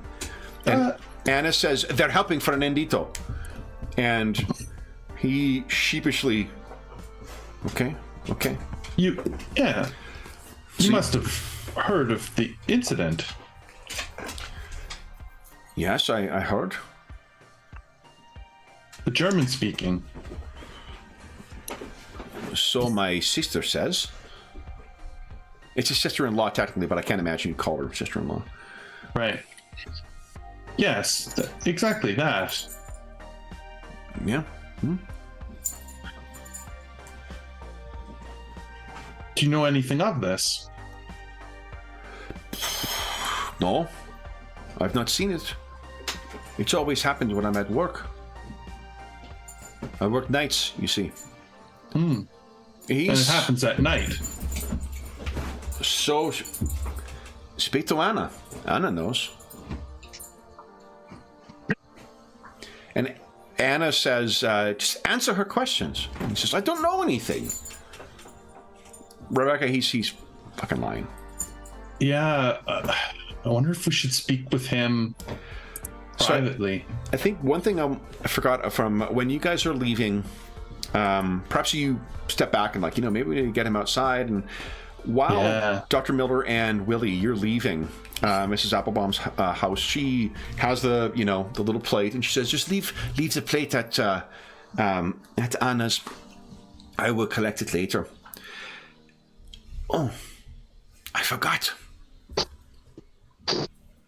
When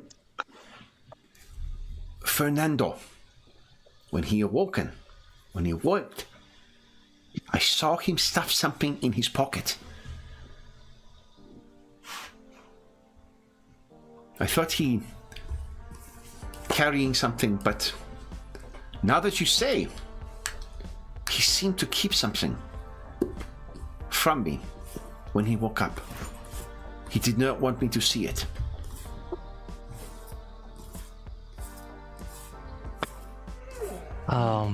Willie might play with that a little bit and try to bluff Fernando to say... Sure. So you guys had that. You left Dr. Mrs. Applebaum.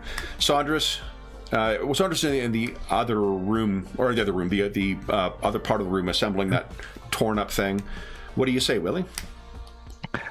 Mrs. Applebaum told us about something that you carry. To Fernandito? To Fernando. To Fernando. It's Fernandito. Or Fernandito, sorry. Yeah. Yes, is the young one. Yeah. Yes. Oh, sure. So you come in, and why don't you give us a diplomacy check? Okay. It's gonna be, the target number's gonna be lower because you've got a great rapport with him from before. Oh yeah. You can see his eyes go over to Fernando and back, and like in the way that kids can't fucking help it, you know. And his eyes kind of well up, and he says, "I don't want to get him in trouble." It's okay. No one's gonna get in trouble. So he goes in his pocket, and he pulls out something, and he opens up his hand. And this is almost a match cut situation where what's in his hand is a little clay tablet with a cuneiform marking on it. And it matches the drawing that Saunders has pieced together from the garbage can, drawn with crayon. Gave this to you. And he looks over at Fernando. And then, Willie, would you give us a quick will save, please? Sure. These things. That's awesome. So as you look at this thing, and perhaps even as you go to touch it, there is something that happens.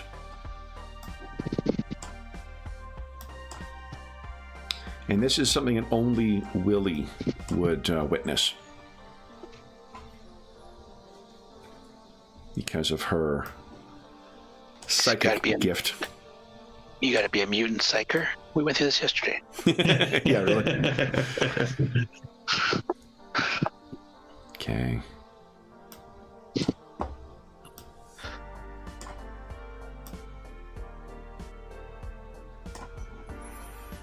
And just one more here.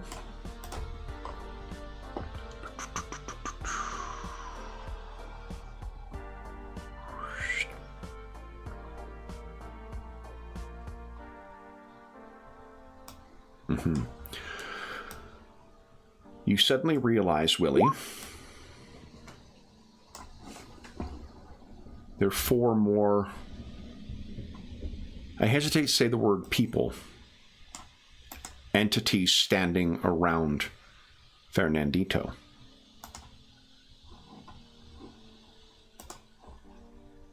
Hi. You're looking, one looks to be some kind of ancient Chinese like official or scholar.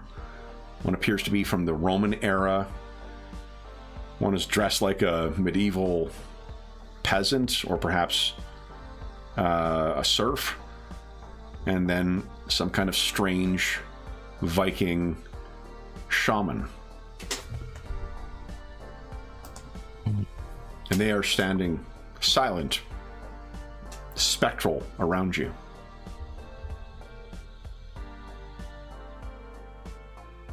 Fernandito does not appear to notice them, and they all seem to be looking at you.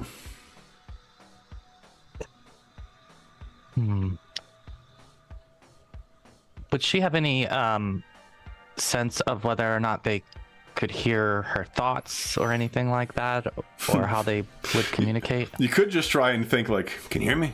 Do you have knowledge arcane lore? I've got several knowledges. Let's see. I don't think I have arcane lore, though. No. Okay. No. So you're looking at this, and like this is where you sort of rely on Dr. Miller or Saunders for your expertise. So yeah, we're going to leave Willie for a second staring at these 4 spirits and be like, ah. And Saunders, Dr. Miller walks over to you, touches your arm, and hands you a strudel. It truly is magic.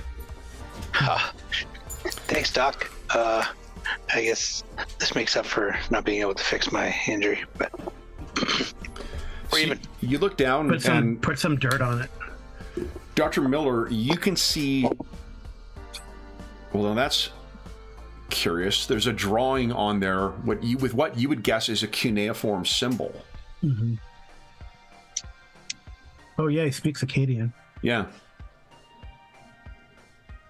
So why don't you give us a either arcane lore or history check, your choice, Dr. Miller. Okay.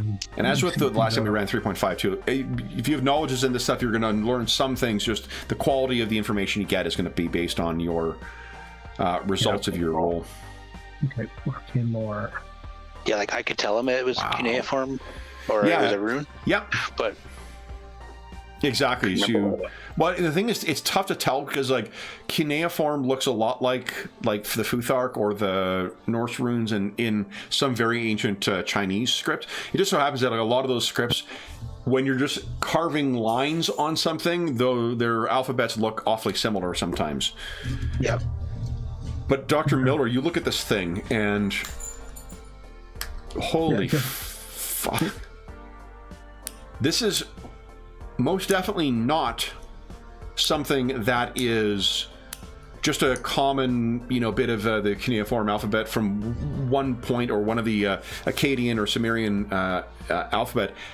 Mm-hmm. This is a symbol you have only seen in a handful of ancient texts. And this really sure helps clarify where you've heard of this stuff before. The Vril and the dragon.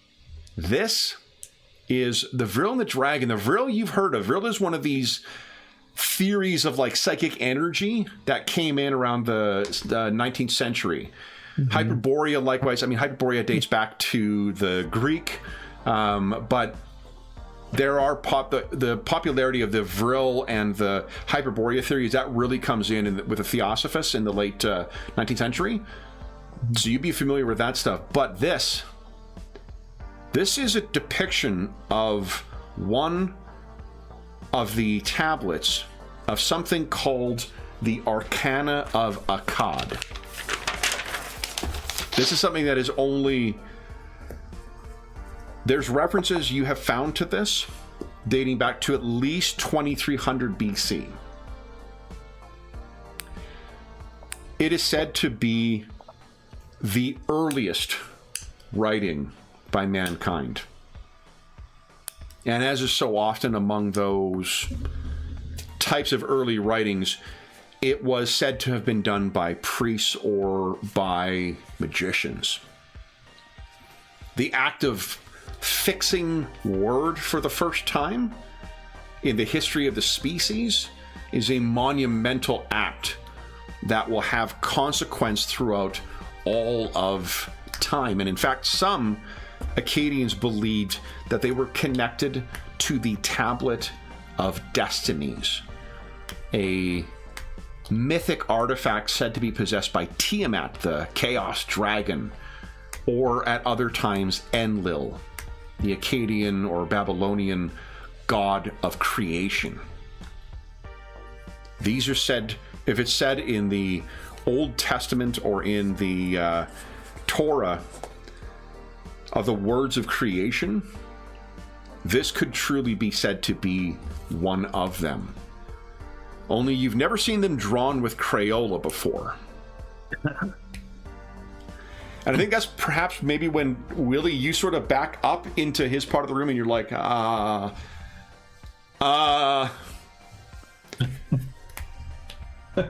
So if you look around, I think, Rebecca, you got a pretty great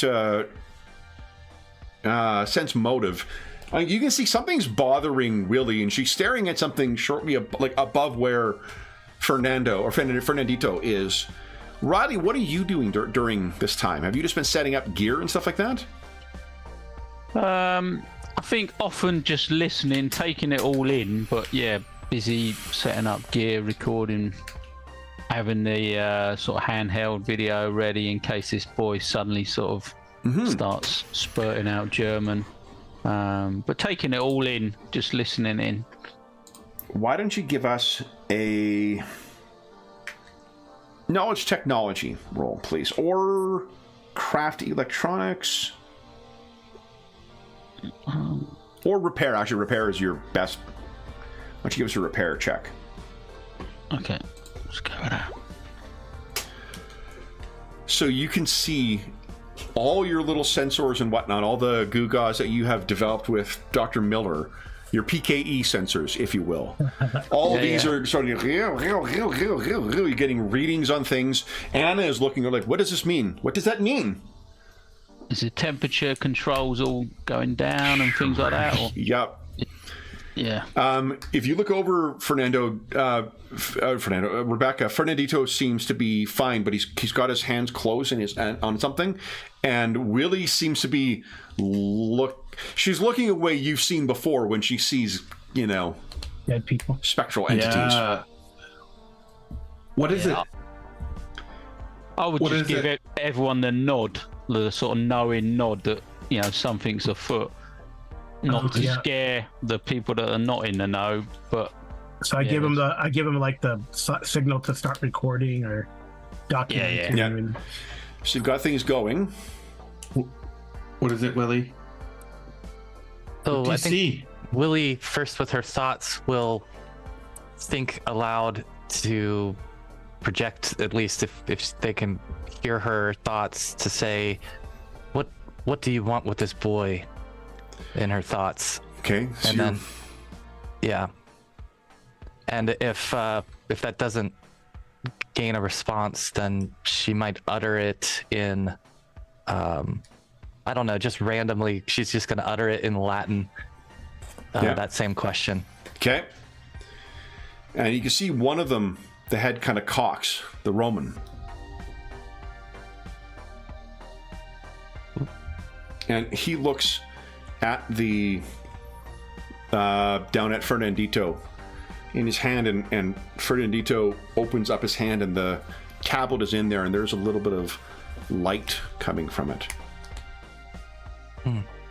And this is when you see it for the first time, Dr. Miller. This is one of the tablets of the Arcana of Akkad.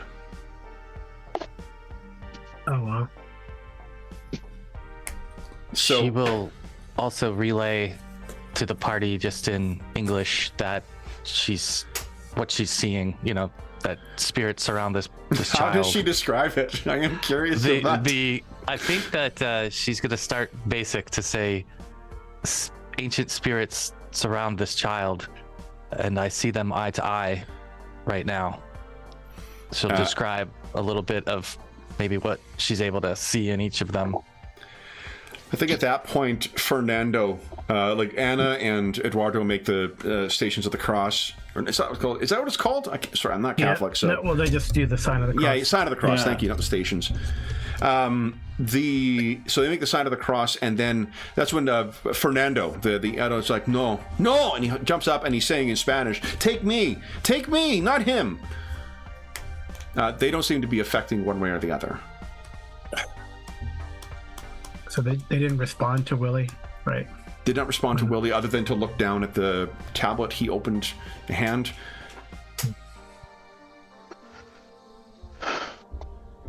I know what these spirits are. Where did you get this tablet? Actually, that's... Yeah, and I'll probably look at the Fernando the Elder. Yeah, if he's the one who's adamant about being... You don't even make a roll. He is again, like, he just is crushed as soon as you look at him, and he says, "It's my fault." And Anna screams out, "I knew it!" And at that, the tablet stops glowing, and Willie, the spirits are gone. Now, what you get out of Fernando, what follows, Fernando, before they came from El Salvador, was a bit of a wannabe gangster and thief and all-around troublemaker. However, that he is the one who got Eduardo and Ana and Fernandito out of there. He, since coming here, has been working at a place called Steel Industries. Steel Industries is a good place. They pay him well, works the night shift. And it has a lot of... In some places where he's been cleaning, he noticed that there were some antiquities. Fast forward to him having a drink at a bar with someone. He mentions what he saw there. They told him he might be able to get some money for it. So, he, for these little tablets, there was like 50 of them. So why would they miss one?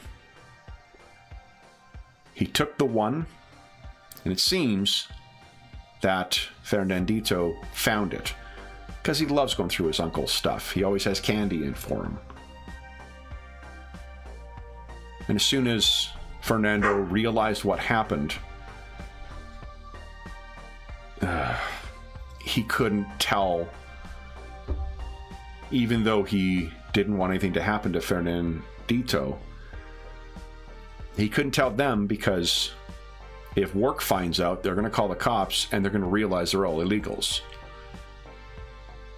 If he turns himself in, they still may find him. That was sort of what he was seemed to have been working himself up to, but yeah, he didn't know that the reason he was having these transfers was because of that, and it's only after the second time that Anna said he was having these things, he went looking for it and realized that Fernandito must have taken it. Fernandito also didn't tell him because he didn't want to get in trouble with his uncle.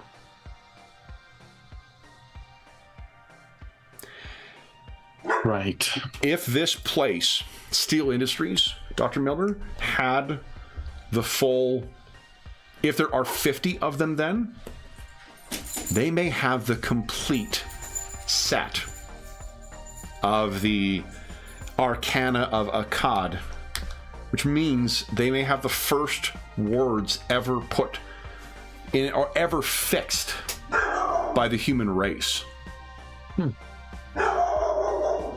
Or if you believe some, it is the shattered remnants of the Tablet of Destinies, which means it is the most treasured artifact of one of the oldest creator gods worshipped by your species. Wow. Now,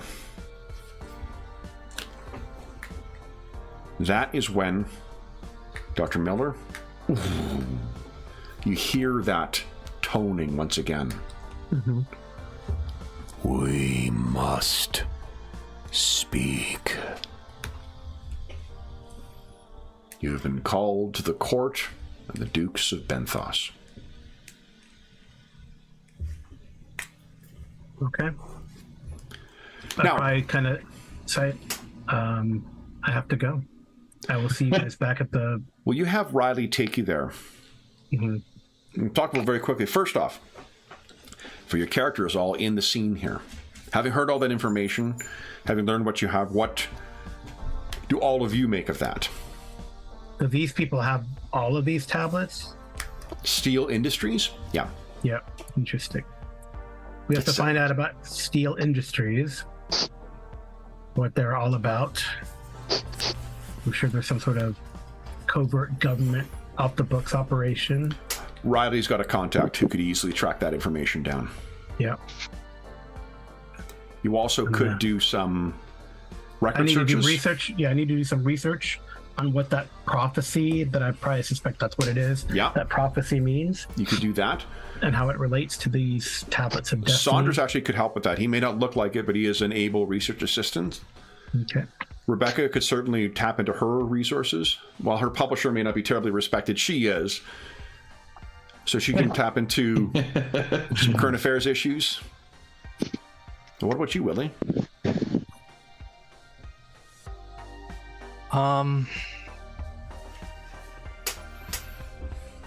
I guess the script itself is maybe something she might try to decipher or research further. The text on the rune. Sure. If you're taking the tablet with you, you may, because I'm assuming you're not going to leave it with the child or with... No, we're taking this with us.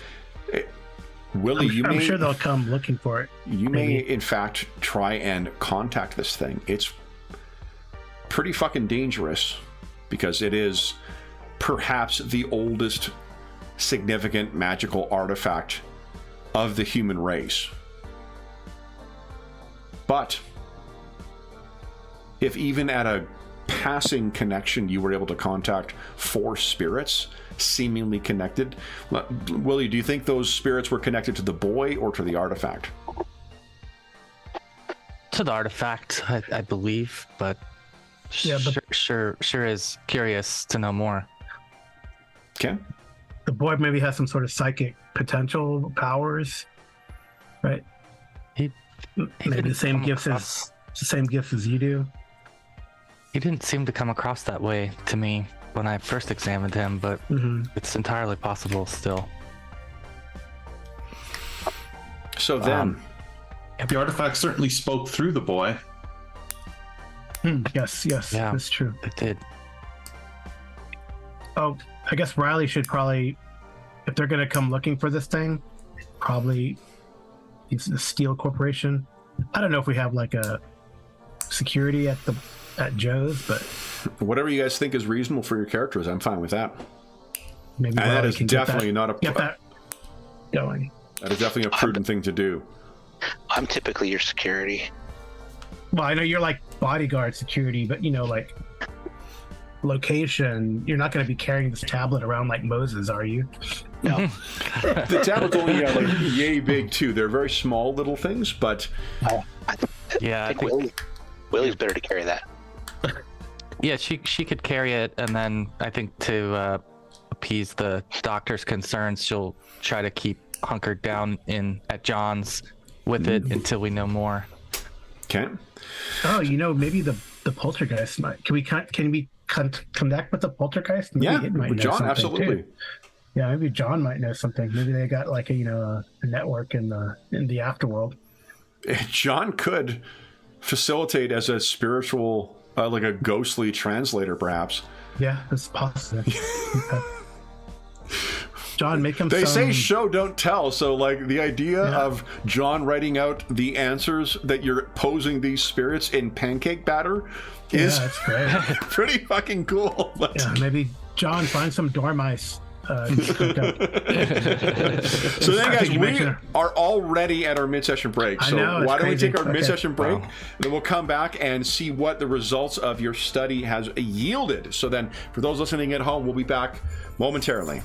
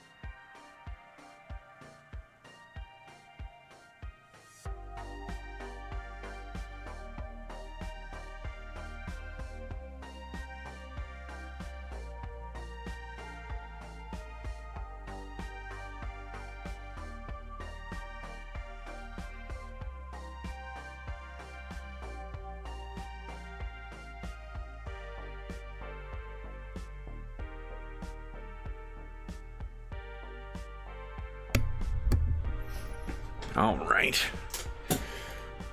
Let's get things set up for our second half here. Where's that Fang Dragon?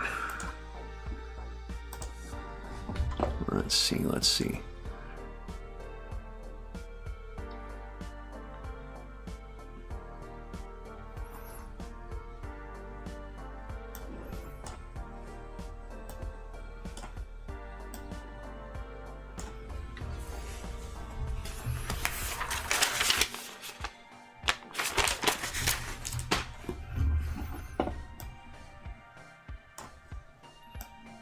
Okay.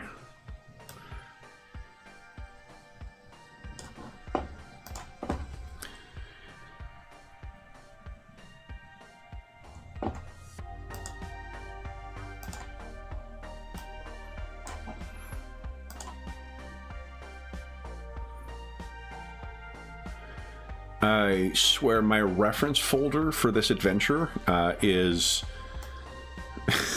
a not insignificant memory size. It's fucking huge.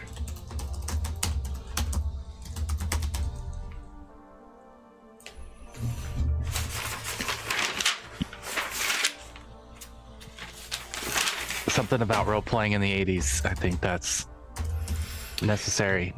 Definitely. It's also, you know what? I'm going to record a retrospective of the campaign, of like prepping for the campaign, how it came together and whatnot afterwards. But like, this has been these, I should say, have been some of the most fun sessions to write for in a long time, only because I'm having to do so much research for each of them. And often is research that is being directed by what people have selected rather than just like, oh, I think this will be a good idea, I'm going to go with this one thing. Like once people have selected this, like, okay, well, I need to learn about this stuff to be able to have enough to access my to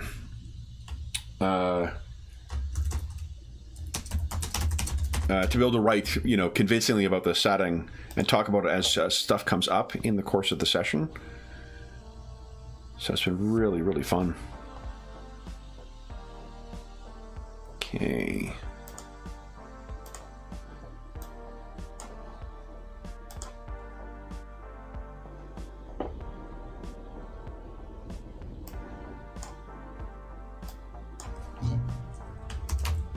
I had gone to look to see what the top hits of 1982 were. And it looks like it was Olivia Newton-John, Let's Get Physical, and The Eye of the Tiger by Survivor, and I Love Rock and Roll by Joan Jett. Those were the top three songs of 1982. I tend to go with the because of what I listen to. I first wave is goes with the British hits, the British charts for it. Yeah. Let's see here. Sweet. Well, that means like Rocky 3 just came out, right? Yeah. So, Eye of the Eye of the Tiger. Come on, Eileen. Goody Two Shoes by Adamant. Oh my gosh. Yeah, that's great stuff. MTV is in full swing. Okay, so I think we got. Oh, your camera's not on, Carl. All right. But so, guys, I am. Unless there's anything else you wish to do at the Amador's apartment, we can always flash back to it afterwards. Otherwise, we're going to see first Dr. Miller has to meet with his contact, and then Riley will be meeting with his contact in a very similar, close location. Okay. Where you meet up with, let me show you the location first here. Doc, do you need backup for this? Is it? They don't usually. If it comes to a fight, it's going to go like there's nothing you can really do here. Yeah, I know. It's cool, man. I'll be fine. Okay. So, this, guys, is an aerial view from about a year later, so 1983-ish. Battery Park City landfill. This is a curious bit of history for New York City, the southern tip of Manhattan. Because it used to be a beach. It was used as a beach by folks. Up until around this time is when they converted Battery Park is is now what is in that location with the waterfront and whatnot. But this is what you were rolling up to park at in 1982.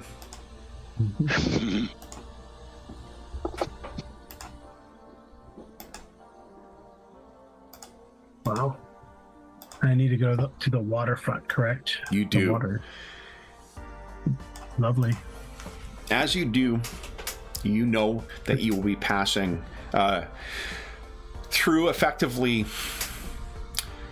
the Dukes of Benthos. You said Riley's drove me there, right? So Riley drove you there because she's going to meet someone else in there. Okay. Nearby. Yeah. There's a friend who always wants to meet up, or a contact who wants to meet up with her there. So she will drop you off and then come pick you up again afterwards. But you're dropped off here in the parking lot, and you can see this is later in the day, there is construction still kind of going on, but there's probably, as there is often this time, a work stoppage for one reason or another. So you're able to make your way through. As you make your way down the beach, what you can pass as well is the enormous art on the beach constructs. This is something that Battery City Park landfill would regularly finance. Is a series of art installations on the along the beach. What those in the know are aware is these are a series of wards, Dr. Miller. These are the kind of things that keep creatures like the Dukes of Benthos at bay. But walking beyond them and out to the very edge, facing it over the water, this is where you will call them. Do I have like a device to call them? Probably. What do you think you would do to call a creature of the abyssal depths? I like a conch shell. Sure. Yeah. Maybe you pull out a little, is it the kind of thing you toss in the ocean, or is it the kind of thing you blow? Or I have to blow, right? So, okay. So you pull out this thing, and then and the tide seems to rush in a couple of more times, and then suddenly, and without any other kind of dramatic reveal,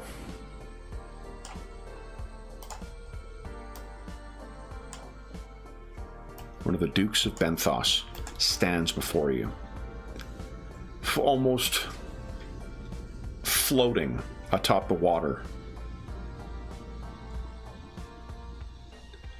It says, "You came. You summoned. What can I do for you, mighty dukes?" The end and beginning comes."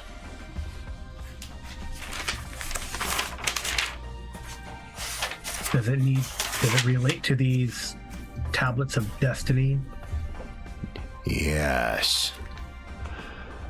The Burning Man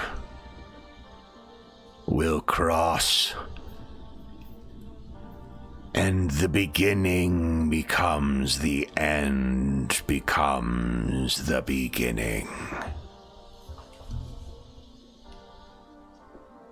So, is this just a courtesy warning, or what is it that you need? Or are you stopping but not stopping the Burning Man, or wanting to? He looks over at the art installation in the background. I cannot. This is an apocalypse of your kind's creation. You must thwart him. On the Hidden Isle, he would birth a second son. It will light the way for his endless passage. It can also be his doom.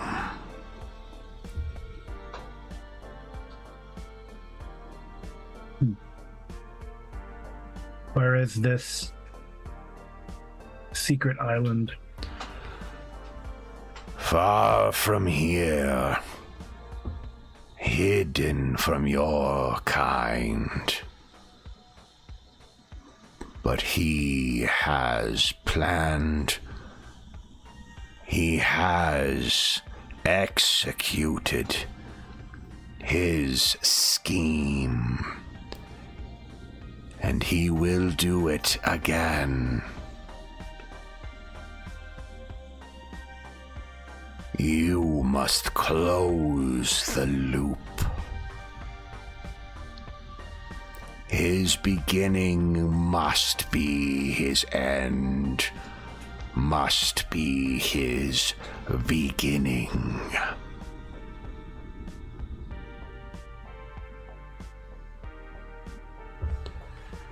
Use the secret isle. Turn his fire on him, and he will blaze eternal.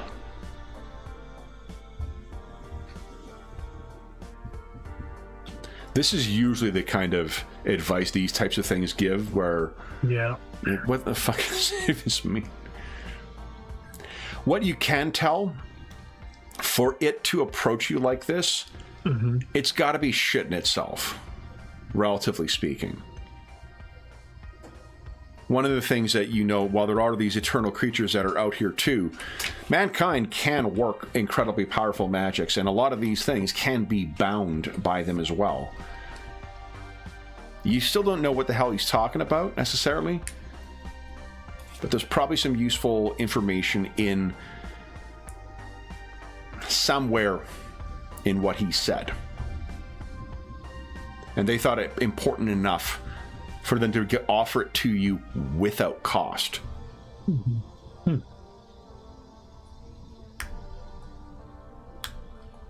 Have you any other questions? You said I guess the thing is we need to go. Well, what's what Christmas is thinking? We need to go to this place that's far away. Well, how do we get there? And you convey us then, Masters of the Deeps, convey us there? He looks at you. When the time comes.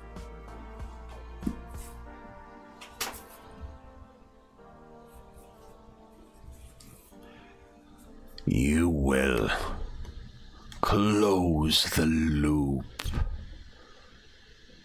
or we will all suffer. Close the loop. Okay. And he is gone. That's the important thing. Close the loop. Riley, what we see with you is you pull up in the... Oh, you know what? I actually have... I think I loaded it. Did I?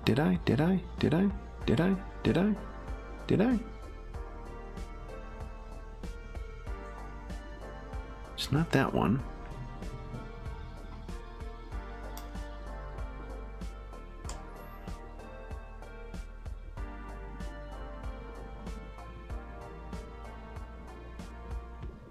I think this is close to what I was looking for.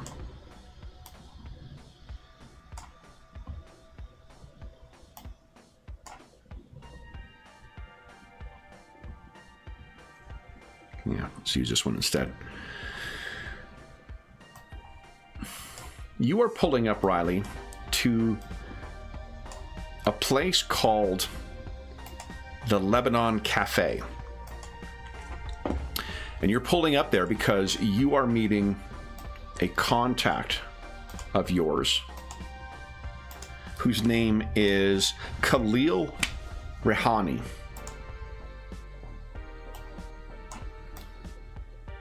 And I have a photo of Khalil. Oh, it's super pixelated, sorry. I don't know what happened to that when I converted it over. No, there you go, you can see him. There you go. Okay. This is Khalil Rehani.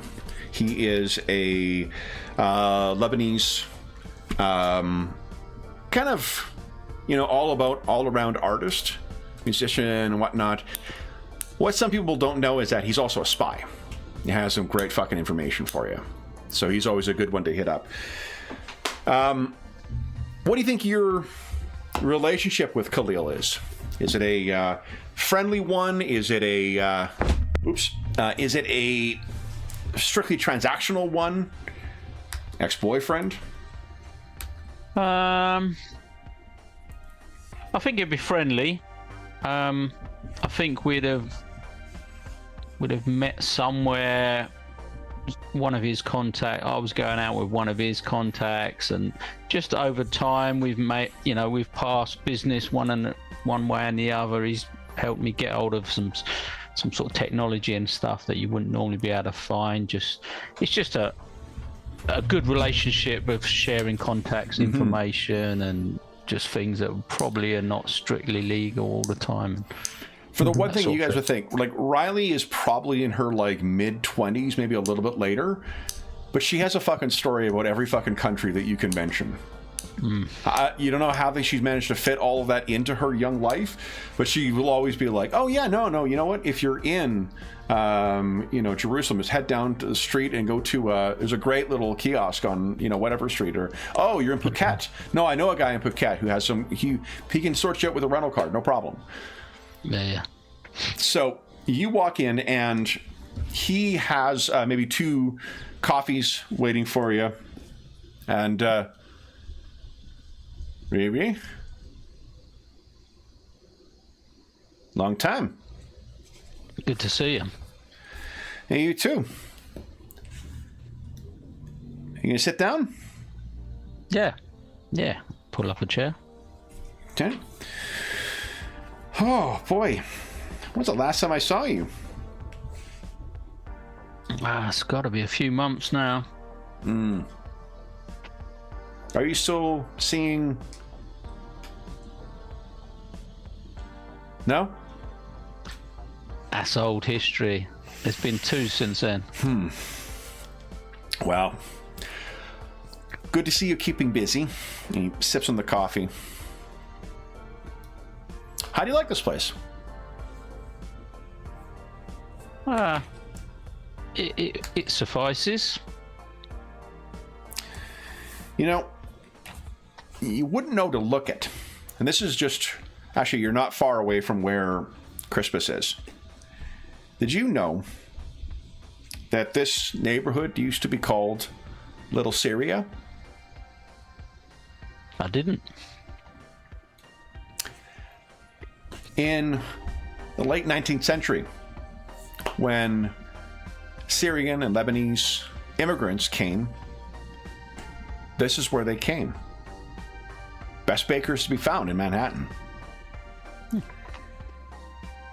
And then time went on, and in the 20s, they decided to build a big housing complex everywhere so the Little Syria would be able to expand out and up.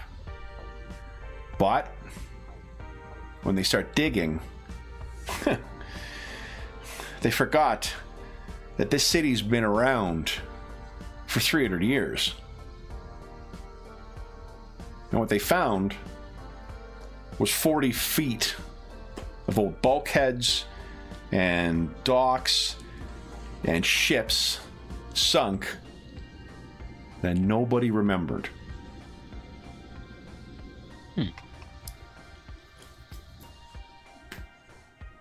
But these people who own this place, even though after that housing project went nowhere and everything else started being thrown up and all the Syrians started going elsewhere, this place is a memory. Just like those bulkheads. A memory of what was. If you forget what happened right underneath you, all your plans are going to be gone.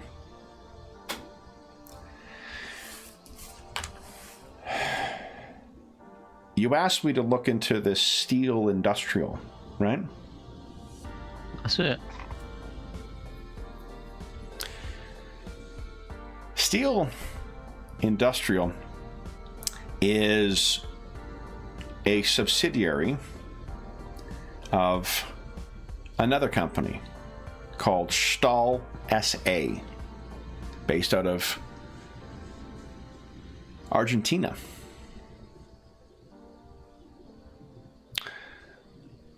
Do you want to guess what year Stahl SA was founded in Argentina?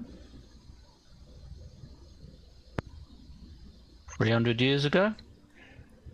1946.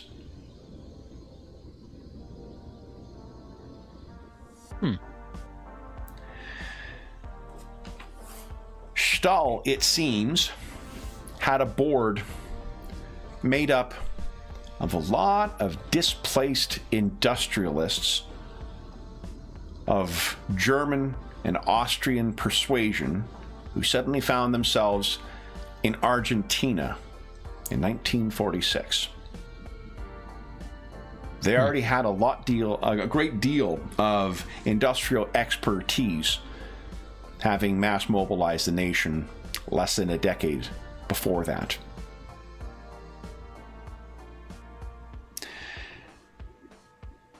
Recently, it seems, Stahl SA has been up to a bit of no good, Riley. Because it seems that some of their industrialists agreed to build a bomb for some Libyans. Only when the Libyans turned over the plutonium, Stahl used it for seemingly something else.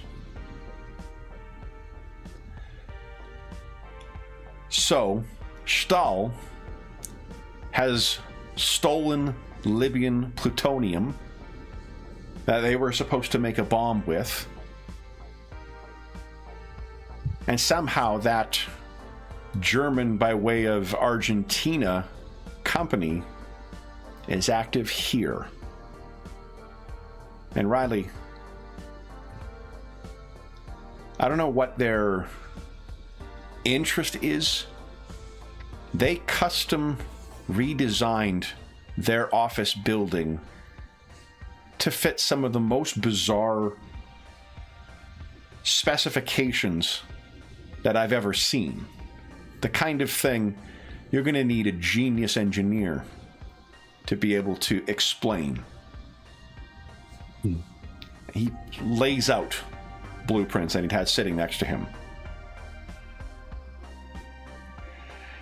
And I don't know if it means anything,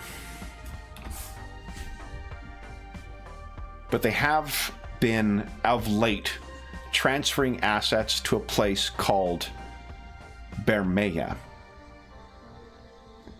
Now, I can't find any indication of a place called Bermea, but it seems to be somewhere in the Caribbean.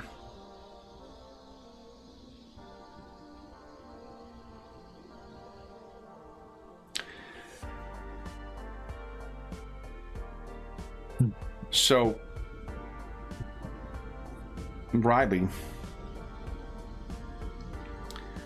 before you go digging into this stuff, Are you sure that this is not going to torpedo all of your plans? Because it seems like there's a lot worse than sunken ships and old bulkheads to be found if you go digging in this.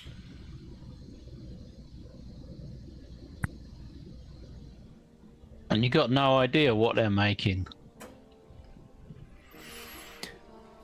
They have recruited a bunch of physicists. If I would guess, they'd be making a bomb, but I can't imagine why. Whatever they're doing, I want no part of it. And I'm leaving NYC tonight. If you're smart, you do the same. I'm afraid it may be bigger than the two of us, and you leaving here may not save you. Someone's got to deal with this.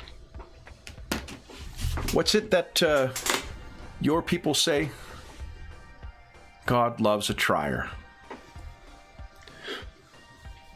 He puts down the coffee. I hope that helps, Riley. I really do.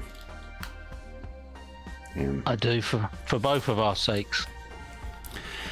so he leaves you with those.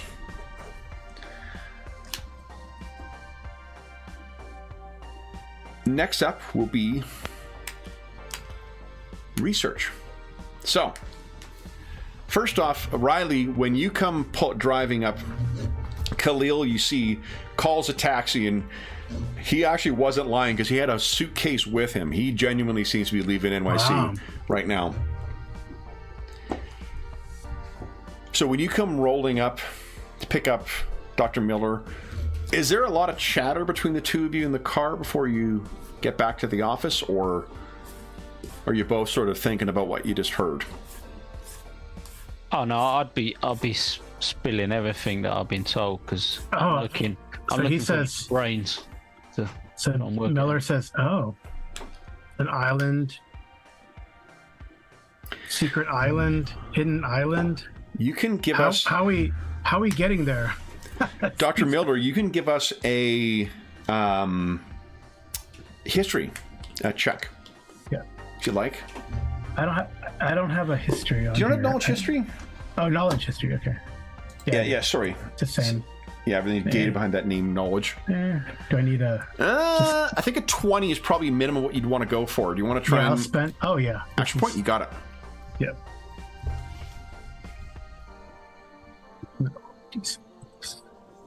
Yeah, nice 24. Yeah, that was worth it. You know, Bermea. It's a little known legend, but Bermea is one of these islands. If you speak to climatologists, environmental scientists, they will tell you that sometimes islands disappear. They will be there, and then they will, because of changing tides, changing erosion patterns, whatever, seismic events, they're just gone.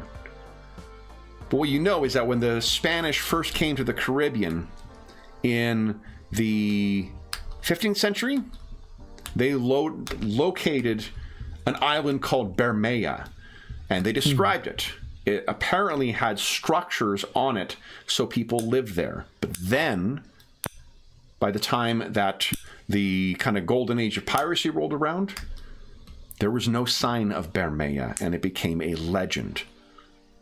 If you sailed to the location where it was gone. But there's something that you remember reading about Bermea, and it reminds you again of that. You're going to need to get some research done, Dr. Miller. Yeah, I got to get some research done. Okay. That's what it is. We should. Bermea is definitely a hidden island. We're in New York. Riley, you got a plane somewhere you can find? Let me drop you off at the library, and I'll go and speak to some people. And Saunders will meet you there as well, because I give Riley a pat on the back. You always come through, man. Okay. I call everyone man, whether they're a man or a woman. All right. So you get out of the Corvette. Rain is still coming down, and Saunders is waiting there. You know those big. Is the public library has the big lions on it, or is that the art gallery?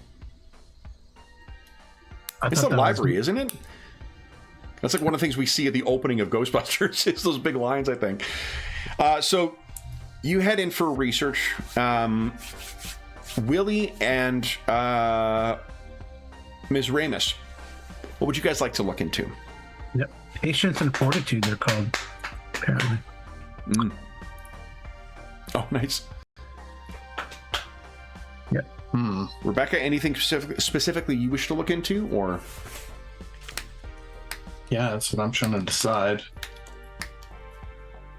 Well, Willie, do you have anything while you're deciding? Willie, do you have anything in mind that you'd like to? I'm wondering if Willie would have inquired about Mrs.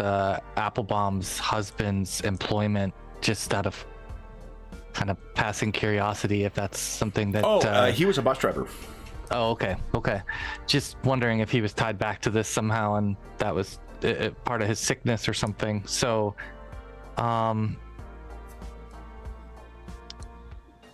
don't know. I guess it's really, at this point, the hidden aisle is the riddle that he would probably want to help the doctor with researching. Yeah, so if you guys all want to hit the books, we could have our little montage of everyone, hitting the different places and reading. That's funny. That's what I was just going to suggest I was doing, is like something she doesn't like to do, which is just book research. Okay. So you are hitting these different places. Saunders gets kind of we see no one is wanting to sit next to him in the library. Willie is helping looking at some stuff. Riley, what are you doing during this time? I'm going to see if I can look at chartering a plane somewhere. Somewhere in the Caribbean, maybe. Sure. But okay. I'm not sure yet, but just start. Don't make us jump out of any planes. You certainly have the expertise to be able to study these blueprints as well, if you choose. Yeah, if I've got extra time, then I'd look at those as well. Try and figure what might be, why it might need to be modified, what to fit. What they're building in there. Yeah. You also have, I think, you have, because you'll have opportunity to do anything more if you'd like, dipping into your sort of specialties or your skills. Only because charting a plane would not take that long for you. You can just find someone. Well, I'll try and get some information on what's going in and out of this steel industrial, and see if I can get any sort of ideas of what they could be building there, with all the elements that they're putting together and components. Saunders is just looking over everybody's shoulder. He's not doing any of his own research. He's just kind of curious what everyone's looking at. Sure. I know Rebecca has current affairs as one of her knowledges. Does Willie have that as well? I don't think she has current affairs now. Okay, I'm trying to remember who else. She does have current events. I'm sorry. Each of you guys give us a current events. Yeah. Oh, current events. Yeah, give us a current events check, please. Oh my goodness! I'm gonna use one of my action points. D6. Yeah, my action points. Go. Come on, 6. Come on, 6. Oh, 18 is still pretty good. Still better, yeah. The reason, and in fact, actually, oh right, there was a button for it. If we treat it this way, an 18 would be good. That would be 3 to give it an 18.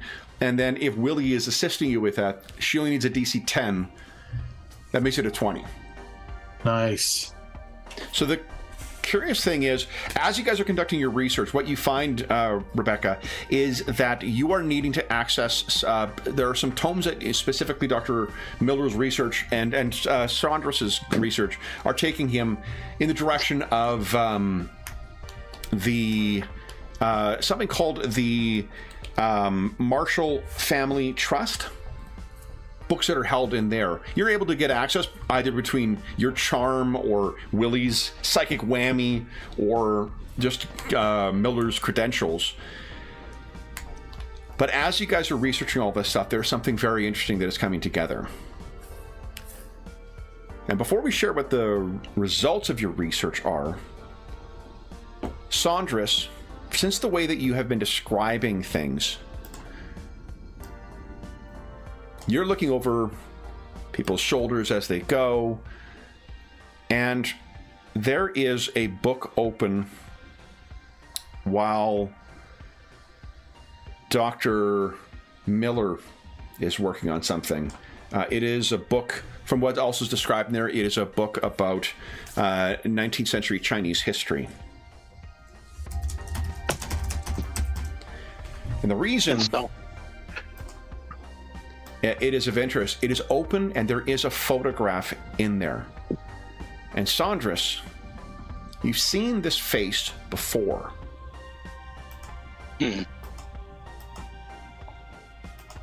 Wait, I look at it more carefully. Does it look German?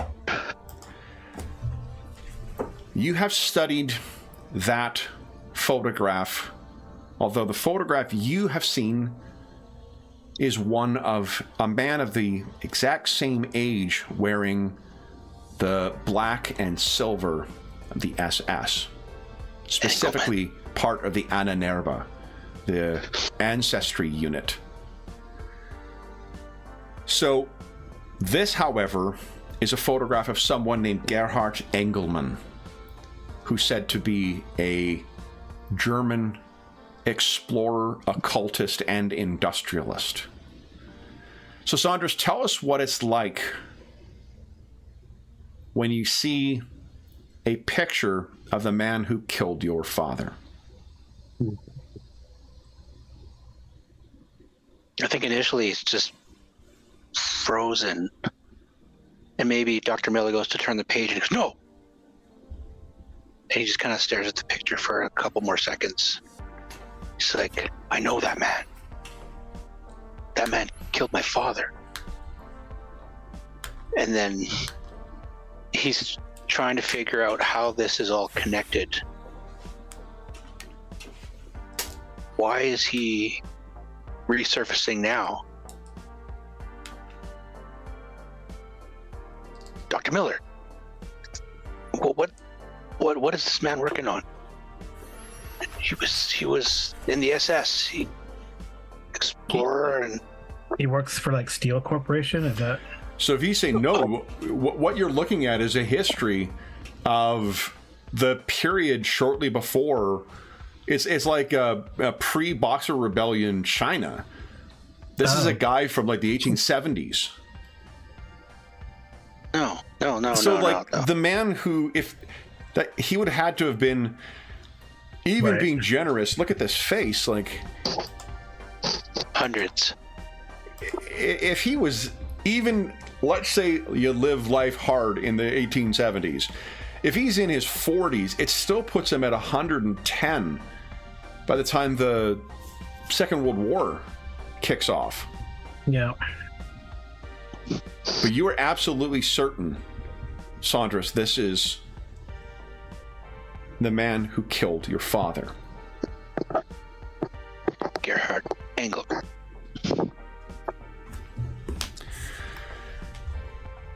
What you guys find, unless there's anything else you wish to talk to one another about with respect to this? Trying to find out the connection, why he's still around, or why he was in this picture. So let's convey back to, or all converge back to John's. I hope you guys like pancakes for dinner. Yeah. As you guys are going through your notes, this is the picture that comes together. The Arcana of Akkad, again, dates from 2300 BC. Everything that Dr. Miller recalled from the top of his head is corroborated by his research. The tablets are rumored to have surfaced amongst a occultic society in the early Roman Empire. It's said as well that they had a connection to Mesopotamia, even in that time. The Catholic Church is said to have seized these at some point, or at least some of them, and there are some writings of some monks that suggest that these things were related to the burning of Lindisfarne in 793. It's said by Vikings, by Viking raiders, but it seems as if there may have been a connection to these and to something called a secret library maintained by the church. The secret library came up again in your research, Dr. Miller, because the Catholic Church is said to have kept them in the Vatican archive after that, but they were stolen by some kind of Russian mystic, and they were so desperate, the church was so desperate to get them back, they worked with an excommunicated witch hunter named Don Esteban Fantôme to try and recover them. Fantôme never really spoke about what happened on that adventure, but he did survive it. And ever after, he would, when in the deepest of his copse, speak of the island of Bermeja and the Burning Man. Finally, some of these are said to have resurfaced in the 19th century by this, sorry, I said German, he's an Austrian occultist and industrialist, Gerhard Engelmann. And that is the man that Saunders, he still has a copy of the photo from his Nazi or his service record in the SS. So you can picture Saunders placing this down next to the photostat copy of the photo that Miller has. It's the same man, 70-ish years apart, not having aged a day, and seemingly still in search of the occult. The Ahnenerbe was the Nazi occultic research wing.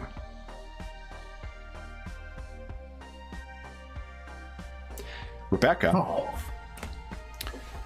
you were able to track down some information about Stahl SA when that information is shared by Riley. And what you find, the current spokesman and CEO for Stahl, for Steel Industries in Canada, is a man named Edward Angel.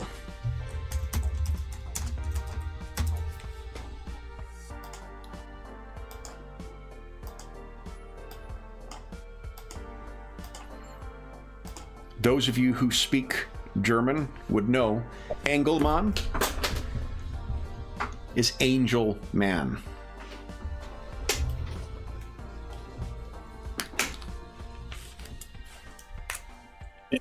Whoa. A final bit of insight comes from Riley.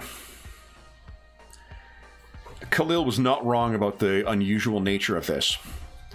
One of the things you do typically when you build a skyscraper is you put the power in the basement. If there's backup, if there's a generator, if there's whatever else. This facility, this skyscraper, has been built with some kind of generator at the very top.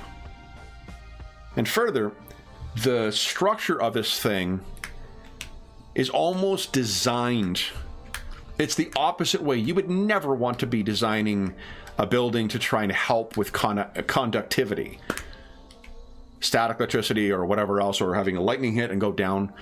This thing seems designed to channel energy from elsewhere up to that generator. No one in their right mind would build a building this way unless you were trying to have focused a catastrophic amount of power right near the top of your building. Rebecca, you also know that in the burgeoning area of satellites, Stahl is a pioneer. Ooh, interesting. Just trying to harness some sort of energy. Maybe Maybe we need to get inside this building Bless you. and find out what's going on. Or do we need to find that island?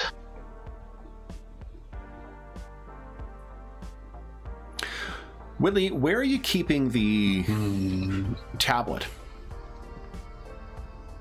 I think it's rolled up in a cloth in her purse, and in John's, she's got her purse sort of just hanging on the wall when she's not out and about. Okay.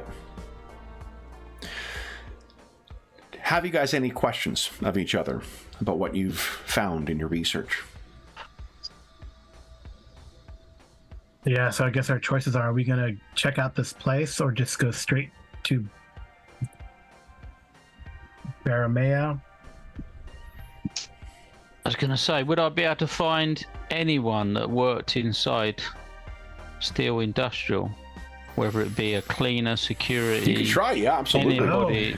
Anybody at all? Yeah. Let's see here. You. Well, don't we know a guy? Mm-hmm. Yeah, Fernando. Fernando. Didn't Hey, Fernando Fernando. work there? Yeah. Yeah. Yeah. Fernando, we need some help. But he don't work there anymore, does he? Yeah. This is how he cleans his slate. Apparently haven't caught him yet. All right. Make him a deal. This is how he gets a clean slate. He helps us get in. Yeah, I like that idea. Seems reasonable. Well, if he can leave a door open somewhere late at night or something where we could maybe get in, have a look around. As you guys, so I guess first, what do you guys make of all of what you've learned here? We need to take some action. I wonder, do they know that, like, I talked to these Dukes of Benthus? I think you're probably, I mean, you wouldn't talk about it like it's an everyday thing. Mm-hmm. But I mean, well, you tell me. I mean, honestly, like I don't know. It's not. They're not something that's known by the wider public. Well, that's true. I could probably say, because everyone's kind of being not secretive but a little coy. So I say my contacts, the people that I met, they don't contact me often, but when they contact me, it is very serious. I mean, like, apocalyptic. We need to do something. They suggest the island is the end game, but if you feel like we need to go to this tower. What do we hope to get from the tower? We just know they're cooking something up in there. Well, we know they're up to something, yes. What that is, you're right, we do not know. And they've got those 49 other tablets. Willie, have you tried to use that tablet to get anything more from it? Well, she did try to learn more about the script itself, but I don't think she maybe has enough information, which might be a good reason to look at the others, put them together, and get context. Well, I mean, it could already be ghosts. Did my research suggest that these tablets, all of them, are needed for this big ritual? From what you've heard, like they've shown up across history, showing up in certain things. They're said to be individually phenomenally powerful, like very potent sources of magic.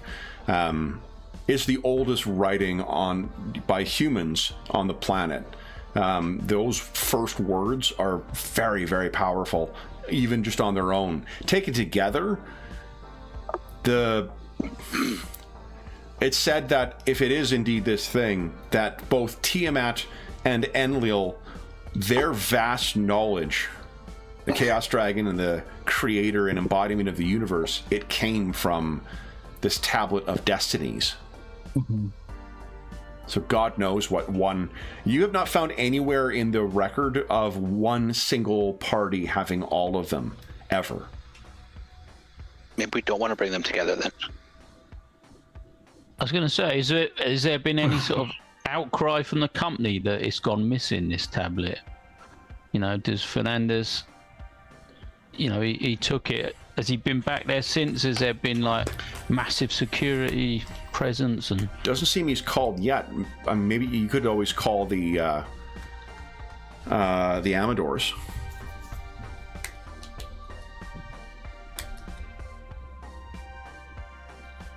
And Rebecca, it looks like your pager went off. Shit. I'll check it right away. Check it. You don't recognize the number. Huh. Guys, I'm just gonna make a quick call. I'll go and attempt to call the number. Who are you gonna call?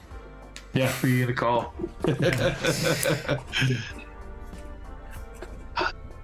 So you call the number, and you hear someone answer. Marshall residence. May I ask who's calling?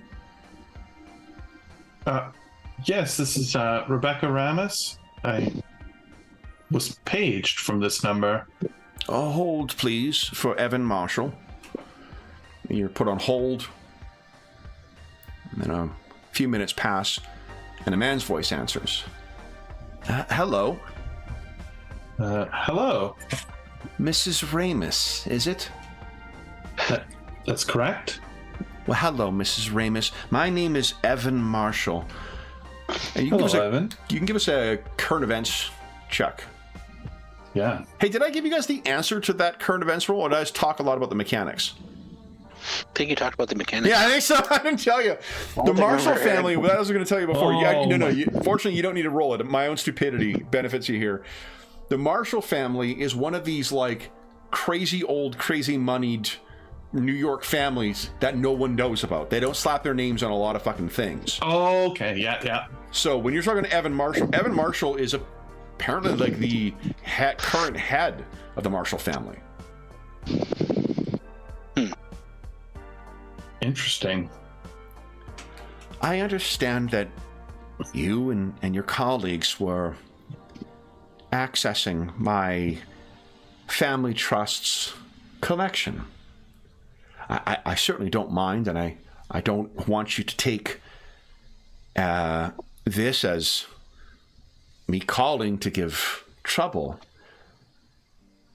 I'm just curious if the reason you accessed it had anything to do with someone named Engelman.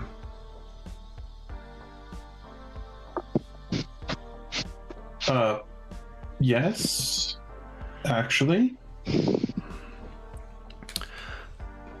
Would you be so kind as... I think there is something we should discuss, but in person. Would you mind if I sent a car for you and your colleagues? Yes, please. Very good. I'll have it arranged right away. I will look forward to speaking to you soon. Thank you, Ms. Ramis. And the phone hangs up. So you hang up. You can hear the sound of John cooking in the kitchen still. Yeah. You turn around, look at everyone else, and what do you say? I just spoke with, sorry, I was writing his name down when I had to make the roll. Evan Marshall. Marshall, that's what it was. I just spoke with an Evan Marshall. Not sure if you guys are aware of the Marshall family, but they run a lot of things behind the scenes here in New York, and he seems to have information about this Engelman and wants to meet with us privately to discuss it.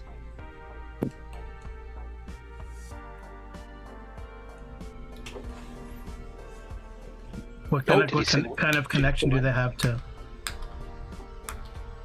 the Engelman? Like their rivals? I'm not certain. The Marshall family collection is where you found most of the useful research, particularly about Engelman. The book you found about the his research in China and some of the other information about the or the history of the Arcana of Akkad. Mm-hmm. Do you trust them, Rebecca? No, but it's a lead. I do think we should speak with them.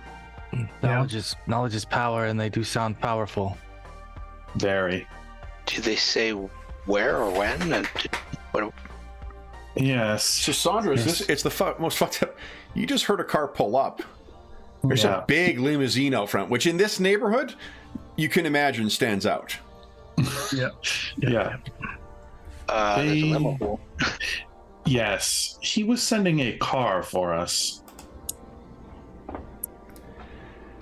Okay, I guess we go. Yeah. So you start getting up closer to the door, and that's when Saunders, you notice that the door opens, and it seems like someone is coming out of the limousine. Oh. I guess he was coming to speak with us here. That's Engelman. So This is who steps out. Oh. Edward Angel, CEO of Steel Industries. Yeah. He gets out, does that douchebag corporate thing of adjusting his cuffs, so his Steel Industries cufflinks are showing. Yeah. Closes the door behind him and walks into John's restaurant. Looks around. Who is closest to the door at this point?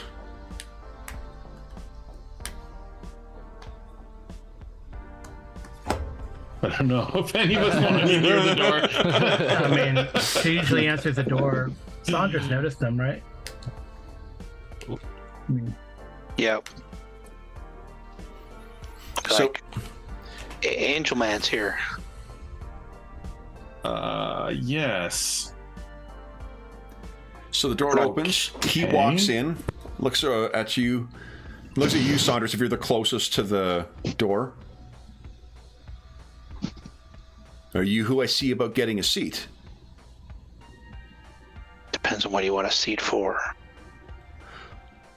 Well, I understand there's a business that operates out of here called Esoteric Investigations. I look over at Dr. Miller. Yes. So how can we help you today, sir? I pretend not to recognize him. You must be Dr. Crispus Miller. Is that right? Yes, at your service. How can we help you today? He takes big, long strides toward. Guy's like 6'4". Strides towards you, flashes like one of those just obnoxious 80s smiles. It's about 1,000,000-watt teeth. Shakes your hand. Edward Angel, CEO of Steel Industries. You can call me Eddie. I understand. Well, what can we do for you, Mr. Angel? Just allow me to see if my researchers are worth what we pay them. He points at you, Rebecca. Rebecca Remus, right? That's right. Turns to Willie. Wilhelmina Harris Harker. And is it Riley Stanton? You got me. And he turns around and kind of looms down at Saunders. But you, I don't know who you are, my friend. And the look that he's giving you, Saunders, you need not make any rolls. He is anything but your friend. Now, I understand you've been looking into a family related to one of our employees.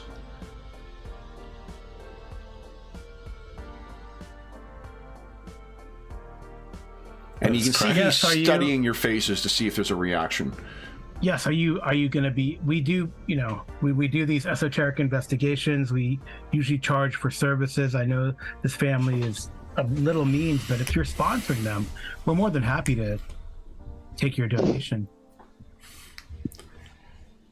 I'm glad to see what I've heard about you, Dr. Miller, did not prove to be the case. We certainly can pay. Though, of course, we would want to ensure our complete involvement in your investigation. I thought you were going to say anonymity, because I know you are very generous, philanthropic. We feel it's valuable for our employees to know that they are valued by us. So, can you tell me? It's Fernando Amador.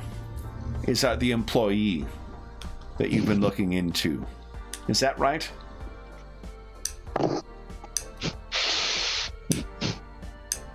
Not directly. It concerns his family, though. Just a simple haunting.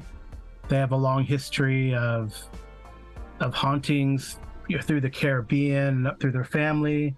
It's probably a hereditary, ancestral thing. So I'm shocked that you would have a concern about a simple ghost. Can you give us a bluff check, Dr. Miller? Do a bluff. I do that. Well, I'm not great at bluff. Oh, that's awful. Whoa. Yeah, it's awful. A haunting. And I think you guys can all feel like that Dr. Miller is just spinning wheels, and you're like, oh no. It's not going It's good. shocking. Oh, I guess I don't have any points in it, so it's just... Your reputation suggests that frankness may be best. Okay, great. What do you want? If not, leave. We'll call the cops. They probably won't do anything, but,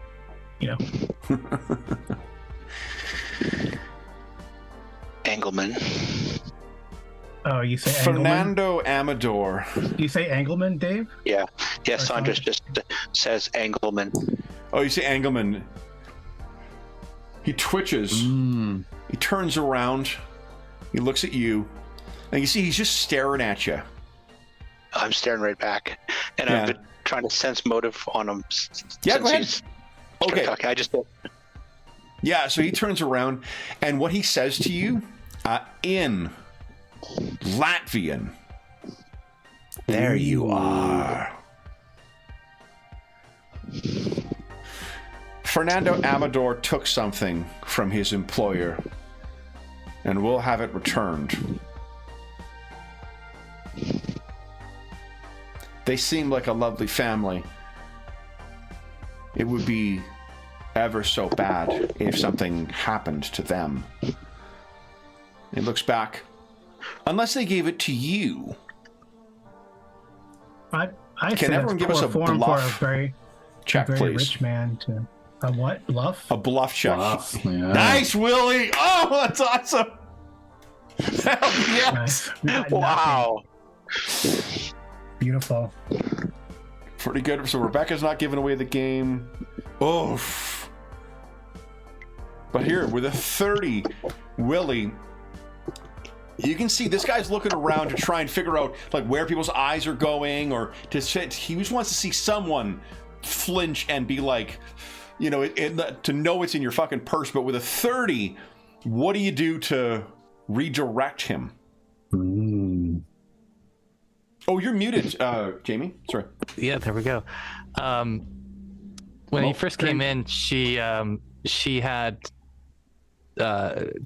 told John to make some pancakes for Eddie's visit, and just at this moment, as he was trying to get a read on her, Eddie rings the bell, and she reaches over and grabs the pancakes and puts them down and serves herself.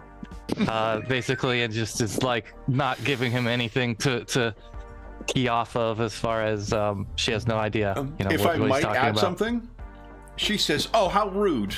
And you go get the second order. You place it down in front of him, and the pancakes spell out, "Go fuck yourself." Nice. John's got a great sense of humor.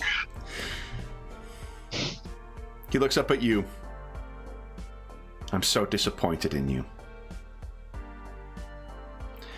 He gestures and the card comes into his hand.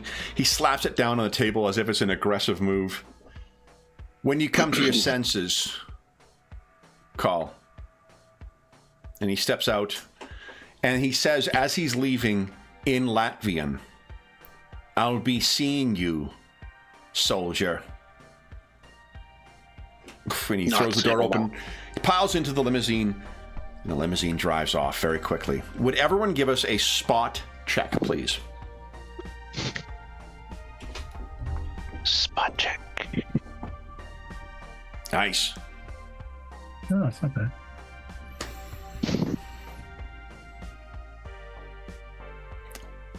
Rebecca? Winner, winner, pancake dinner. I do like to spot things. Mm-hmm. Nice.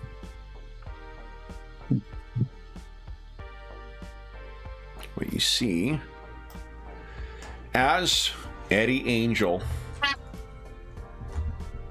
gets into the vehicle,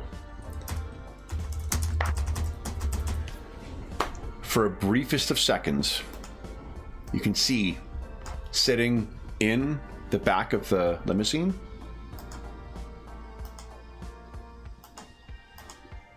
Oh my goodness. Ooh.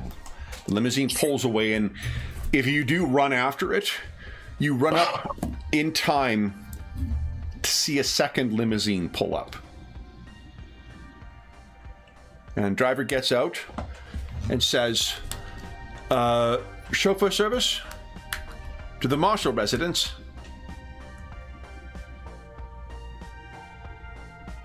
Yeah, we should go.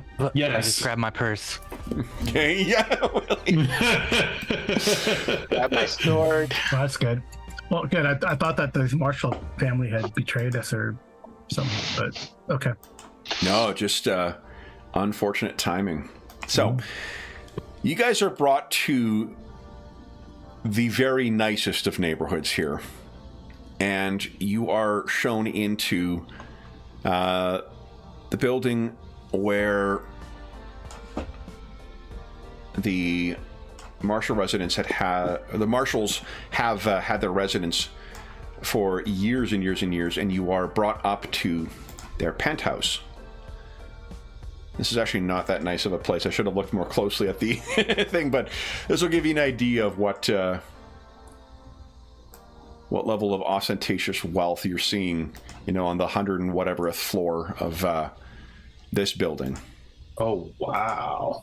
Yeah. So, you guys are waiting for a very brief period of time. You're offered drinks if you wish to. Willie, I'm picturing you kind of holding your purse. Yes. And the door opens and a man enters. None of you recognize him.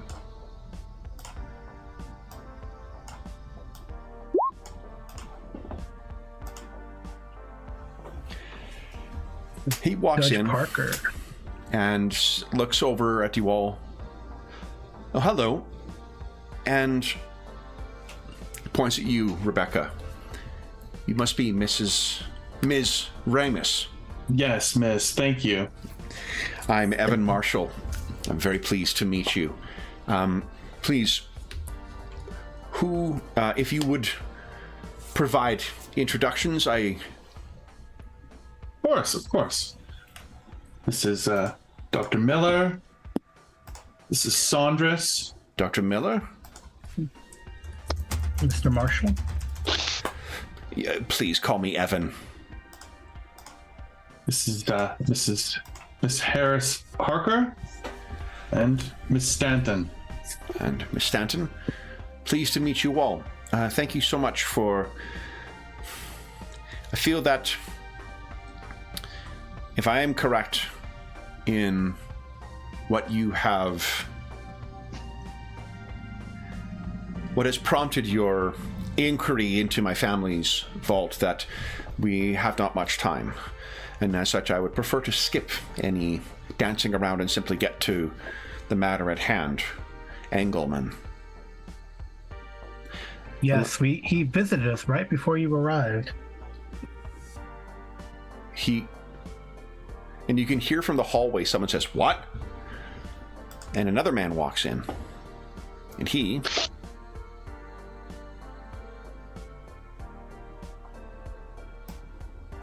looks like this.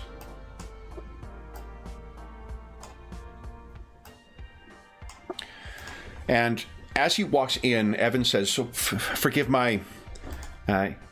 this is... even in a moment like this, I cannot help but try for showmanship. This is David Walker. He is an old friend." And Walker says, "Engelman came to you." Now, here's the curious thing. He and his son, I put in quotation marks. Saunders and Rebecca and Riley, I think you catch this. He's got a folio in his hand that he's carrying along. It has Cyrillic writing on it. And the hammer and sickle of the Soviet Union.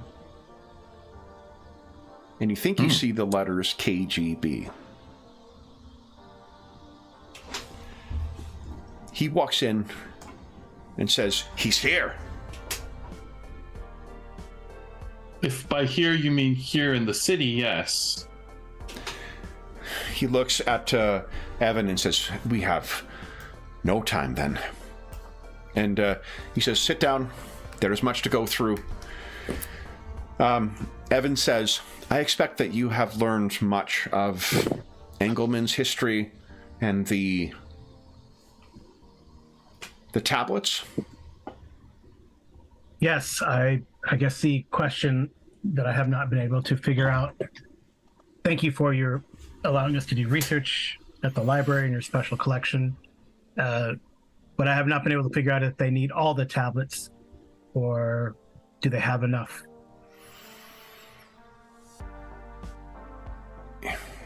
To do their thing. Here's what he looks. So perhaps this is your first time meeting Gerhard Engelman, but David and I, we met him almost 10 years ago in Berlin. He was allied perhaps with the KGB, certainly with elements of Red Army faction, occultists and terrorists, you see. And you see, we saw him die. He, and I take that in your company, this will not seem strange, he seemed to have mastery over some shadow creature.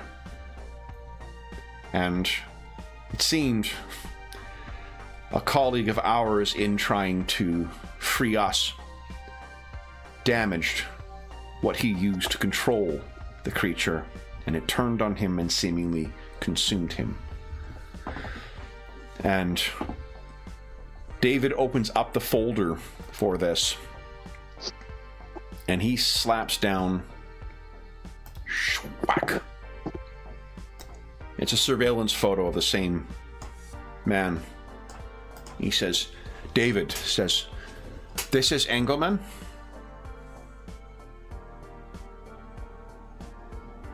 Yes. That's the man we saw. That's the man who killed my father. David Walker looks up at you. Your father, a brother of the Order of the Knights? Order of the Sword?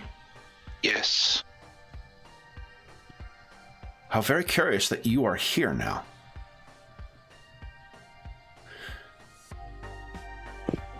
Engelman, as far as we can tell, was born in sometime in the 1820s, he became deeply interested in the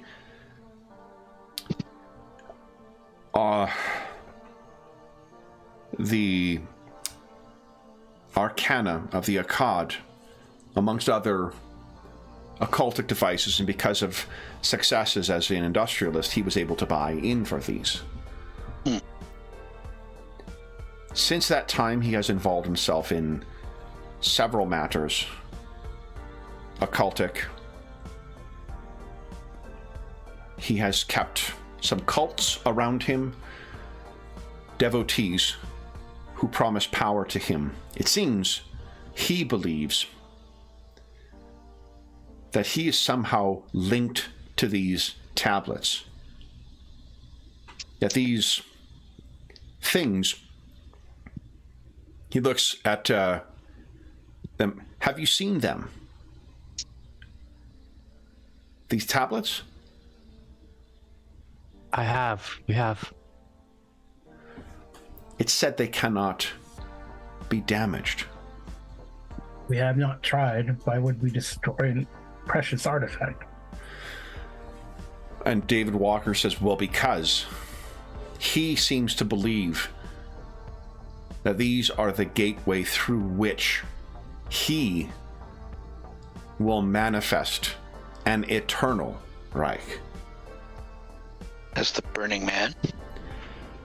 When he was a younger man, he fell in with the beliefs of Blavatsky and her sort.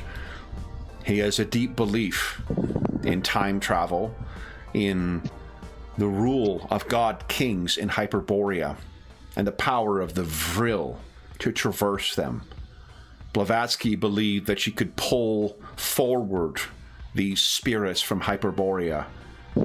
Ancient masters, she would call them.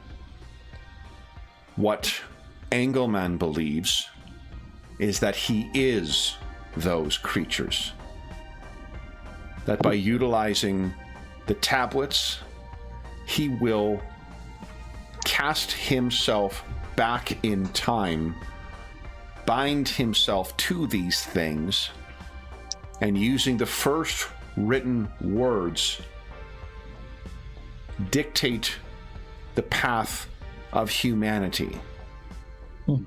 A god king, eternal, and with all the power of a creator.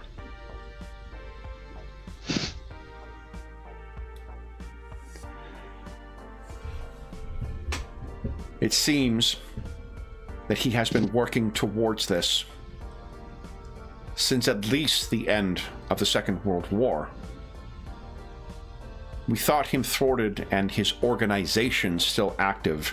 We did not dream that he would somehow escape his fate and come back to this. And now we are at the point where he will initiate his plan, and all history will be in him. Evan says, you can imagine how we would not want that in the hands of a former National Socialist. Yes, of course.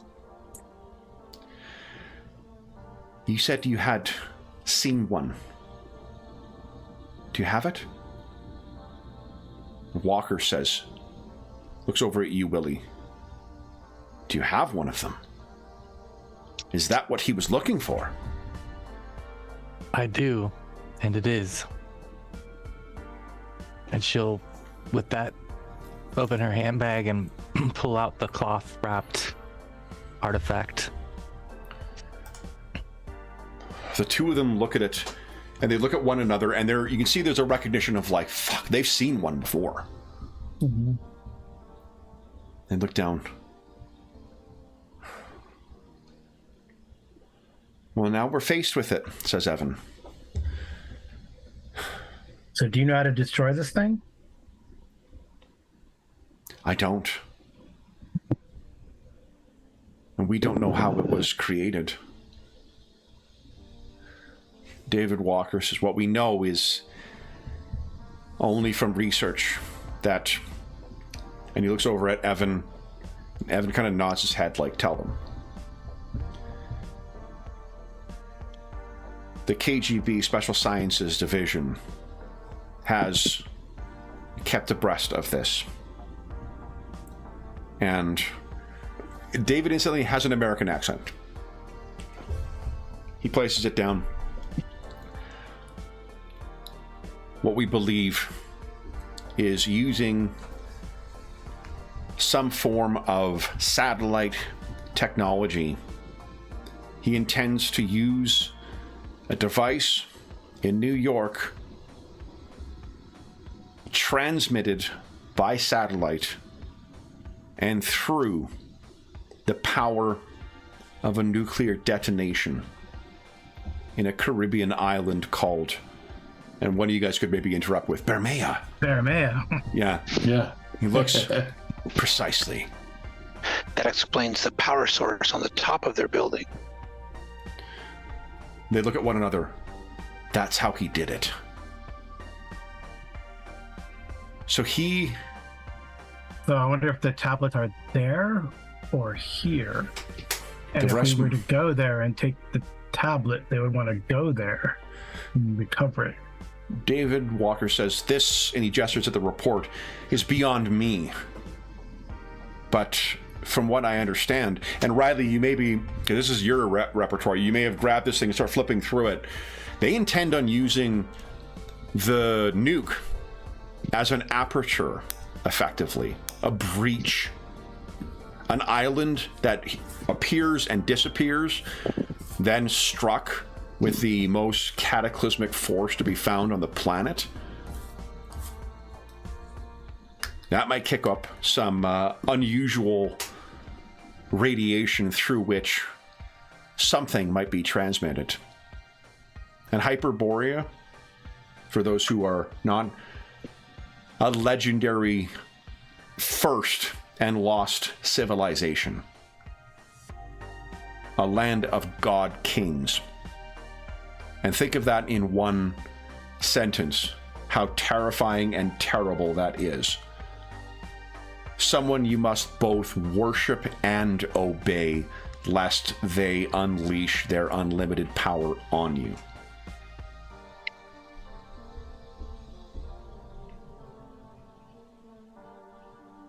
And in so doing, a loop.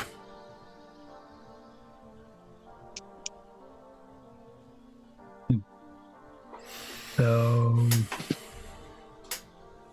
do we stop it here? There, I guess that's the question. Or try Here. Go to the tower.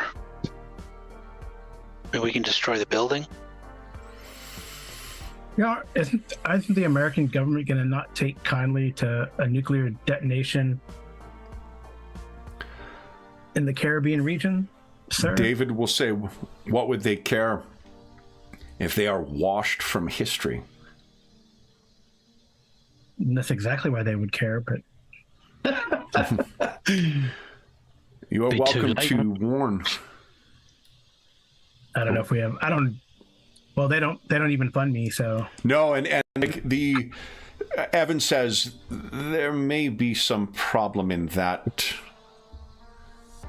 David, you see, he's been playing for the other side this whole time. And David sort of shrugs and says in Russian that I think only Saunders will understand. Say, it's your foolish government that won't trust. So Saunders, probably you're the only one who understands that. So, I mean, if it doesn't cause the end of the world, it will cause the end of the world, right? I mean, it'll. A rewriting of... Well, the Americans will think that the Russians set off a nuke in the Caribbean, and then they'll launch theirs. I mean, it happened either way. The nuke's going to happen in New York on the tower. Is that not right? in Bermea. In Bermea. Oh, okay. They're just going to channel the energy from the He will satellite. take all the energy, and the way he's talking about it, Riley, that the design of the building could very easily drain all power in Manhattan. And then use that plus whatever's on the... You don't know the particulars of it, but whatever's on the roof to then transmit up to the satellite, bounce down into the heart of the detonation, and would transmit across all space and time. And as this is being said, Willie, what you are kind of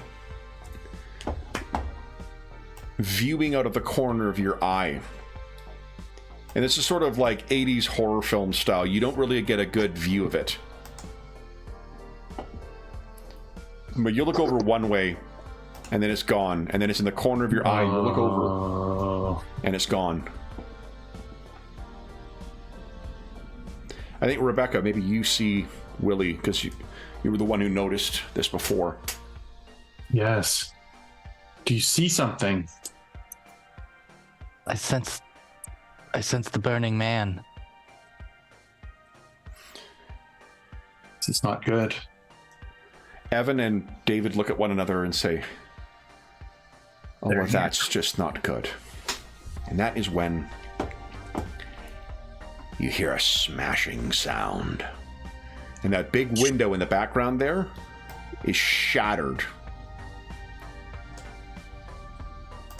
Oh my god. And this drops.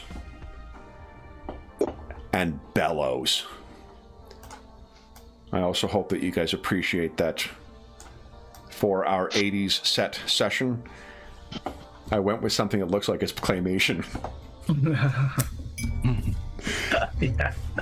Would everyone kindly click on their token and then click on initiative?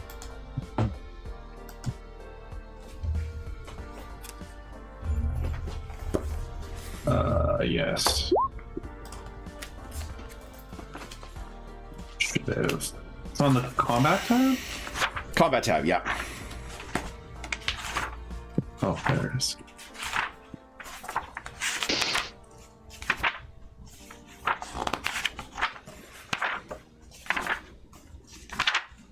There it is. Okay.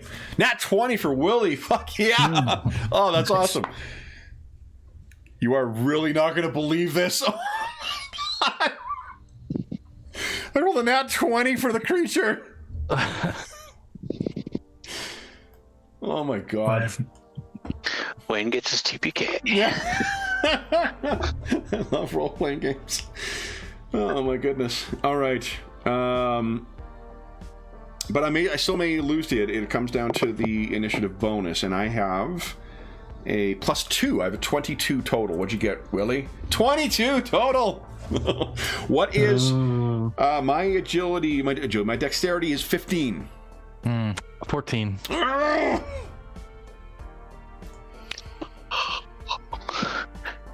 All right, then. Anyone wish to spend action points to adjust their initiative? An action point. Oh, can I spend an action point? Hell yeah, you can. Spend Yeah. it and then just adjust it as you need be on your sheet. Okay, let's see. It's a I'm 24. gonna put a health bar on this sucker. I'm assuming you guys aren't thinking of talking your way out of this. Let's negotiate Yeah. with a sword.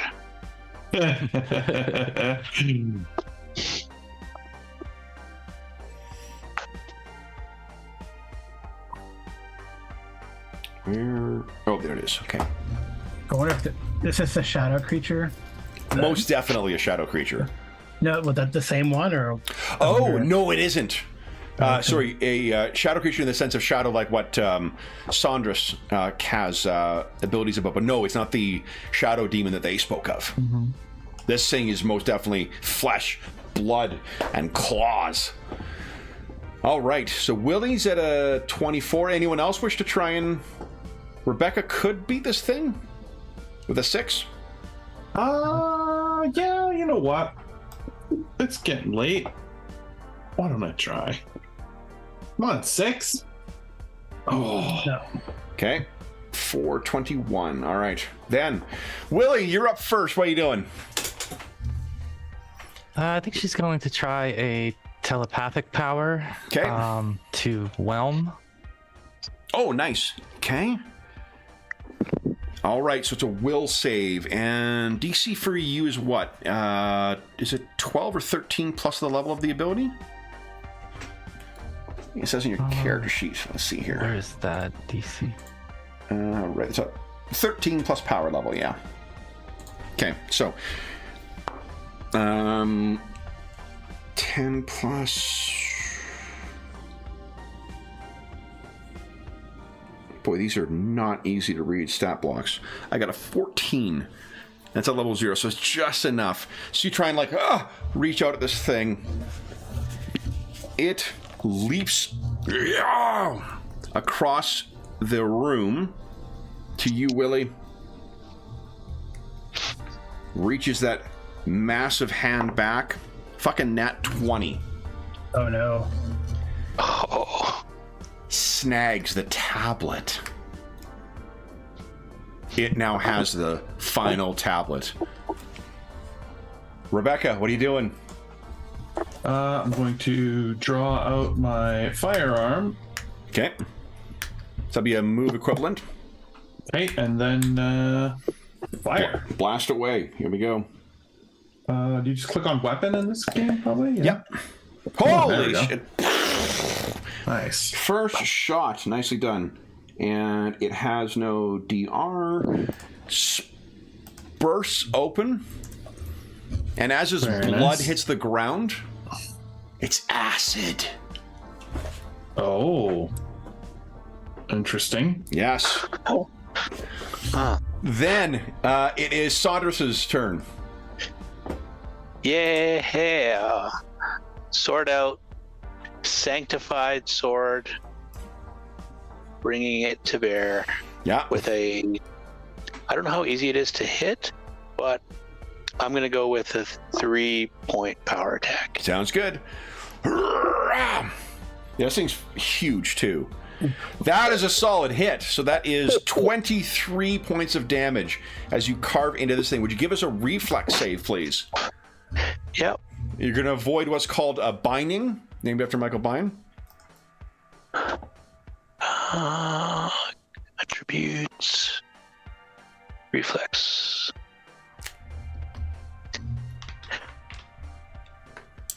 Next up will be Dr. Miller. Yes. So he's going to use his trick to try to daze it.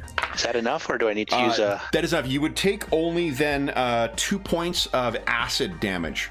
But because it's from a shadow creature, you can ignore one of them. Okay. So you take 1 point. This thing's blood is caustic. Dr. Miller, sorry, what are you doing? I'm going to use my trick ability. So I spend an action point as a full round action. Yeah. I can daze it. It needs a DC 17 reflex, but I got to make my Ooh, intelligence check? plus, Yeah. intelligence Awesome. plus 7. Okay. There's no way to add a bonus. Oh, I can add a temporarily add a bonus. Okay, Yeah, I'll do that. action points. No, I can add the plus 7 temporarily. Let's see And here. I'll So remove it. for your trick,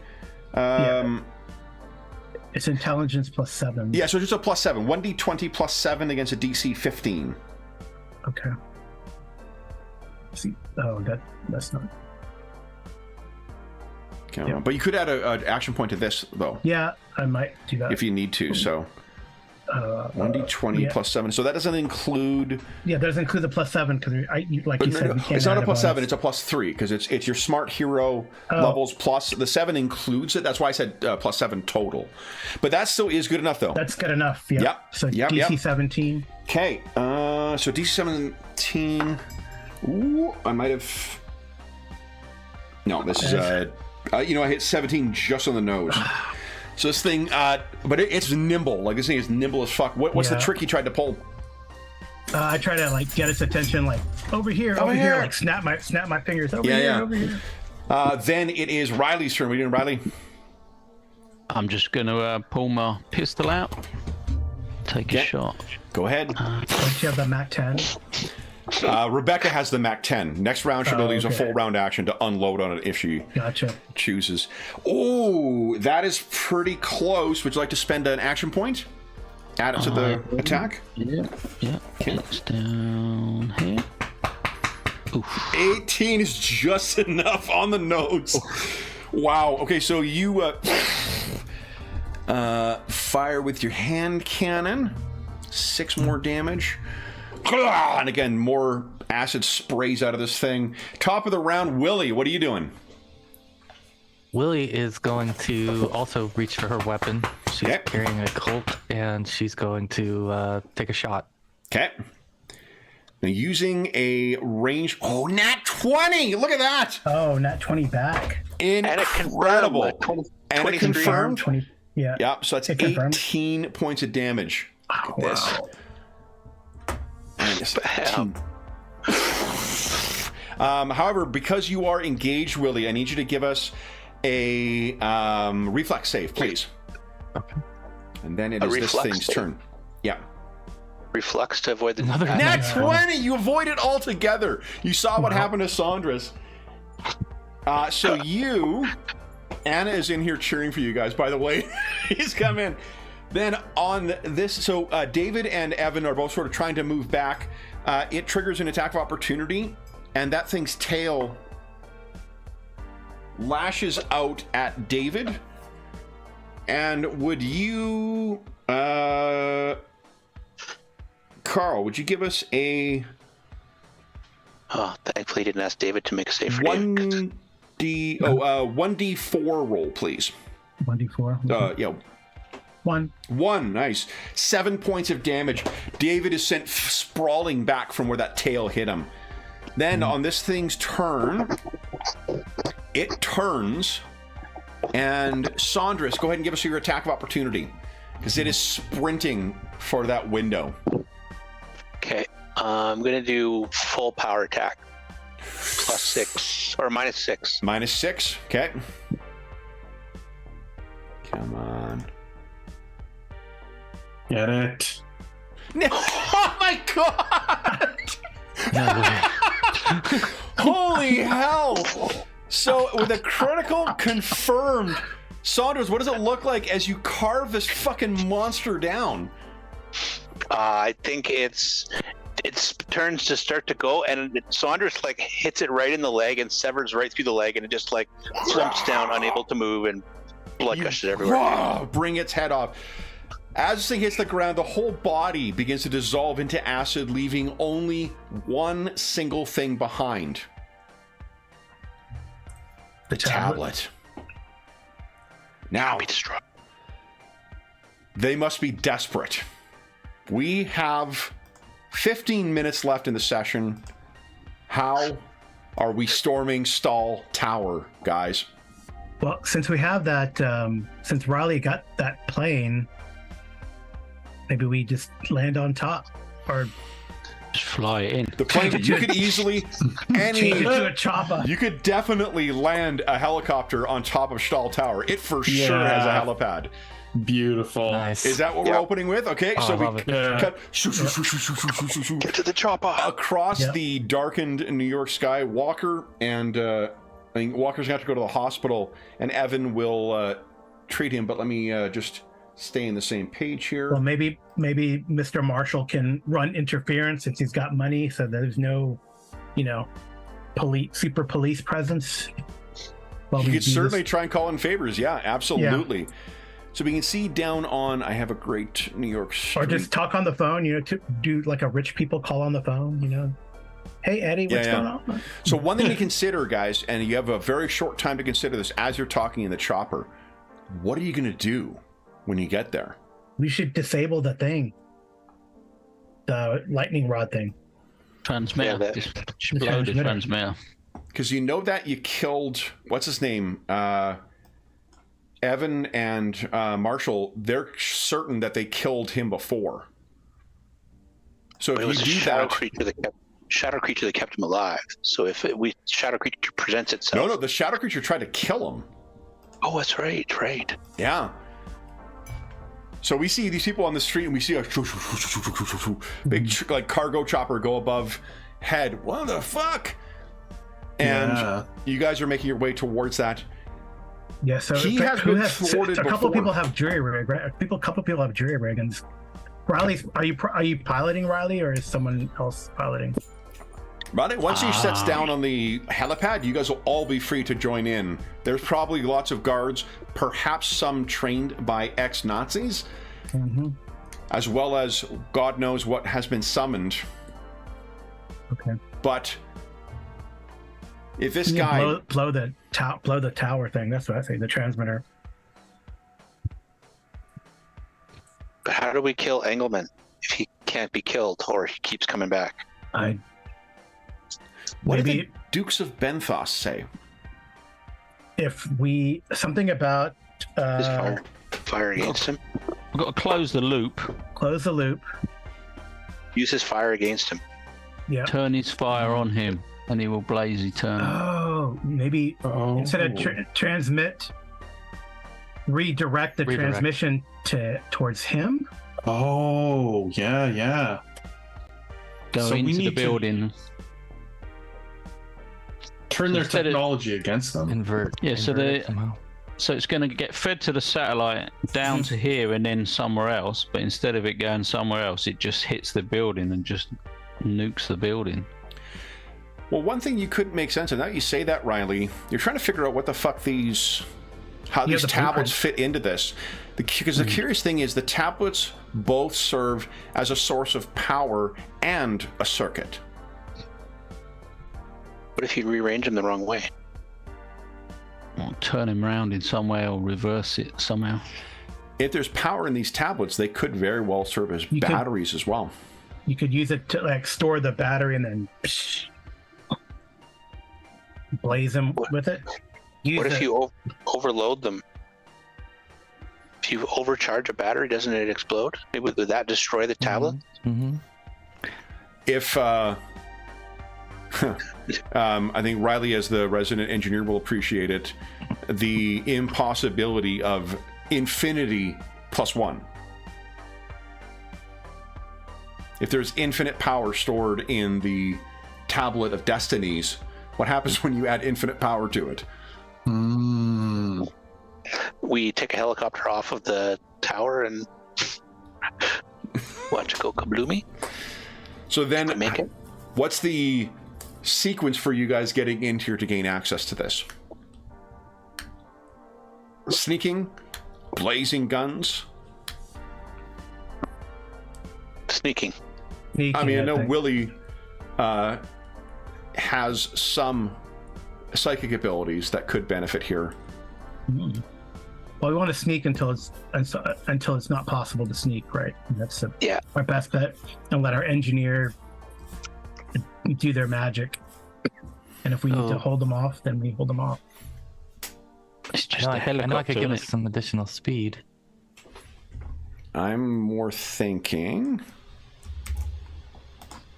We have Masquerade. Yeah. Ooh. Could change myself to look as if I belong there. No, you could try to be the angel. What was his name? Angel. Edwin Angel coming in on the helicopter with your new recruits. Yeah, I like that. Okay, so we see the chopper landing down, and this person is, some of the guards come running up towards the chopper, and who do we see step off the chopper? Eddie Angel. So, would you give us a bluff check there, Willie? Yeah, do it. Let's just see how much leeway you're able to squeeze out of this. Oh. How'd you do, that's sir? I'm pretty still good. trying to find... 24. Holy yeah. fuck, yeah. So they all come up. I'm not going to waste time trying to find this thing. So they all come running up, and this blonde douchebag comes out of the side of the chopper, and they're all kind of like, Mr. Angel. Yes, I have some new recruits with me. Please make haste, clear the way. You want us to make haste and then clear the way, or clear the way with making haste? Clear the way with haste. All right, you heard him. Come on, go. So they all sort of clear out of the way. You got your way inside. You had Riley. You had plans to the building, or Yep. I've got the blueprints. Yeah. all right, so Where's the transmitter control? I think by this point, I'd have been looking at this on the way, and I'd be studying our route. And I said, just down those stairs, second door on the right, and just giving directions to where I think the most likely, looking at the plans, where would you have these tablets in some sort of formation, or where it would hold the power, where the transmitter would fit in. And do I have a facility for you to see this? Da, da, da, da.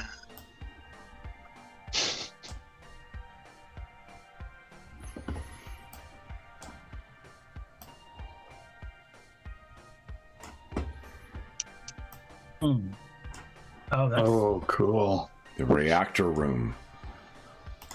So, this is where Engelman and all the tablets are placed around the edge of this thing.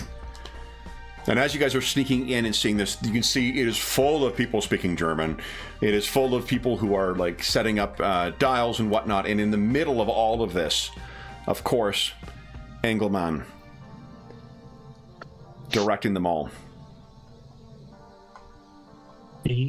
Engelman, the elder, right? Yes, not Angel. Eddie Angel and Gerhard Engelman are actually two different people. Yeah. I just confirming it's Engelman, the elder. Oh yeah, Engelman is the elder. Yeah, there he is. Okay. Gerhard Engelman. Saunders, how do you feel seeing the man who killed your father now? Trying not to pull on my Princess Bride impersonation, so I'm gonna. I think it's like he's already got his hand on his sword, and he's like ready to rush forward and start hacking. Okay. And he wants to go straight at Engelman. So, is the plan to have someone do something to the device, or someone to add the? You have the one missing tablet back in. Well, how do we like overload it? That's what we want to do, right? Well, what you can tell, they don't seem to be. They're talking about how they're going to get it back. They don't seem to have, because those of you who speak German, you can hear he's talking with Angel. Engelman is furious with Angel because they don't have the tablet. Everything else seems ready. They just need that tablet. So, in theory, you could just slot it in there and then get this whole fucking shebang going without them knowing. Is there any way we can get Angel out of the room so he can return with the tablet? As in Willie can return with the tablet and put it in place. I have his card. You want to hear an interesting little tidbit about psychic powers in D&D 3.5? They don't require any kind of verbal, material, or somatic component. Cool. You just can do it. So if Willie wanted to say charm him, or don't you have dominate as well? Just tell somebody to reverse the polarity and turn this thing on. Yeah. Again, object reading or charm person, Charm person, yeah. That's like charm a worker? Is that what you're thinking? Engelman. Well, if you got Engelman out of the room, I think Riley could probably tell Willie what to do to just like throw a few dials. Well, I have his Angel's card. I can call him from like a side room and say, "Hey, I'm willing to meet you downstairs at that cafe we saw." Watch thing. If Willie can hit him with the psychic whammy, and then you called, he'd treat her like a trusted friend. Okay. Nice. All right. Okay. Yeah, let's try that. So let's make a save for him. Let's make some rolls. That's important. Well, we want Kevin to not make rolls. 2. 2. Oh! So we see Willie. What does it look like when Willie activates her psychic power? I think she might just lift her arm a little bit, beside her head as she's kind of focused on him. Yeah. We could even have this happening in like a one of the labs overlooking this thing. So you could just, hit him and you feel like you got him. To Engelman or the Angel? Angel. They're both Angel. Angel. Yeah. And then So I could Angel is probably- hit, Okay. and then Doctor. I mean, you want Willie to talk or me? Either way, I think the conversation. Willie is the will be- one, she would know that the way her power works. She's the one who's treated as a trusted friend. So I would suggest Willie call and say, "You killed all my friends. We're willing to give up. We have the tablet. We'll meet you downstairs just to get him out of the room," right? Type of thing. I'm not sure she would even need to necessarily do that. With a charmed person, it's a friend. Okay. Hey, you want to come downstairs and have a sundae? There you go. Let's talk over like a cocktail in that Okay. place that we saw that we flew over. So, Willie, you page him. He heads over to one of the phones in the room, picks it up and calls, and then you're on the other end. What do you say? There's been a change of plans. We need to have a drink. Meet me downstairs. Okay. He hangs up, and you can see him walk across the room, and Engelman doesn't seem to realize that he's gone until he's actually gone. What happens next, guys? Then, I think then Willie will walk into the room. As and- Engelman? Yep. Yes, Or as as Engelman, Angel, sorry. Angel. And carrying the tablet, she will say, "Finally, I've got it," and approach the missing spot. Yep. It's Go ahead and placed set in, it in there. cradle's ready, 80s textile, just kind of like closes up on it and is ready to go. But Riley, where have you positioned yourself in all of this? Well, I was thinking I'd have been able to just tell Willie what to do when he's in the room. So when he goes to put the tablet in, just as once he's done that, just turn that one a couple of notches and that one a couple of notches. Press that red button and that should do the trick. Why don't you give us a repair check? Okay, what have I got? I've got +2 to this, I think. Whatever. Wow. Nice roll. All right, so those are all set in, and then do you activate it early, or do you wait for him to start with his whole spiel? I'd love to hear his monologue. We should record it. Yeah, I think it'd be more satisfying if he thinks it's going to go to plan and then Okay. it all goes. So what you see is when he comes back, he is dressed in a scarlet robe that looks very familiar to Willie, at least in the corner of her eye. You're going to need to imagine him wearing this, of course. Guy. But he walks out, gets to the center here, and the sphere that's there opens up as a cradle to get him inside. And then he is sealed in there, and one of the tablets is in each of the little bricks that are in there. But you can see video footage from him inside, and as he begins, as we begin activating the things, outside the window, if one of you can see out a window, it's a blackout across Manhattan. The power in here then begins going like crazy, and you can hear as well through the headsets, I'm sure you guys have pilfered, that there is a coordination going on with Bermea. There is a team in there as well getting ready to detonate the nuclear device.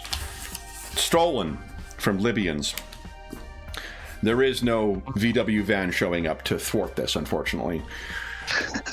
A few years away. Then, what 1985. as this is activating, you can see the blazing light is coming off of each of those tablets. He begins rising up and is surrounded by power, and he begins crying out in German. I am the bridge, anointed by the crown, the Vril and the dragon, and Hyperborea flows through me. I am what was, what is to come. I am all.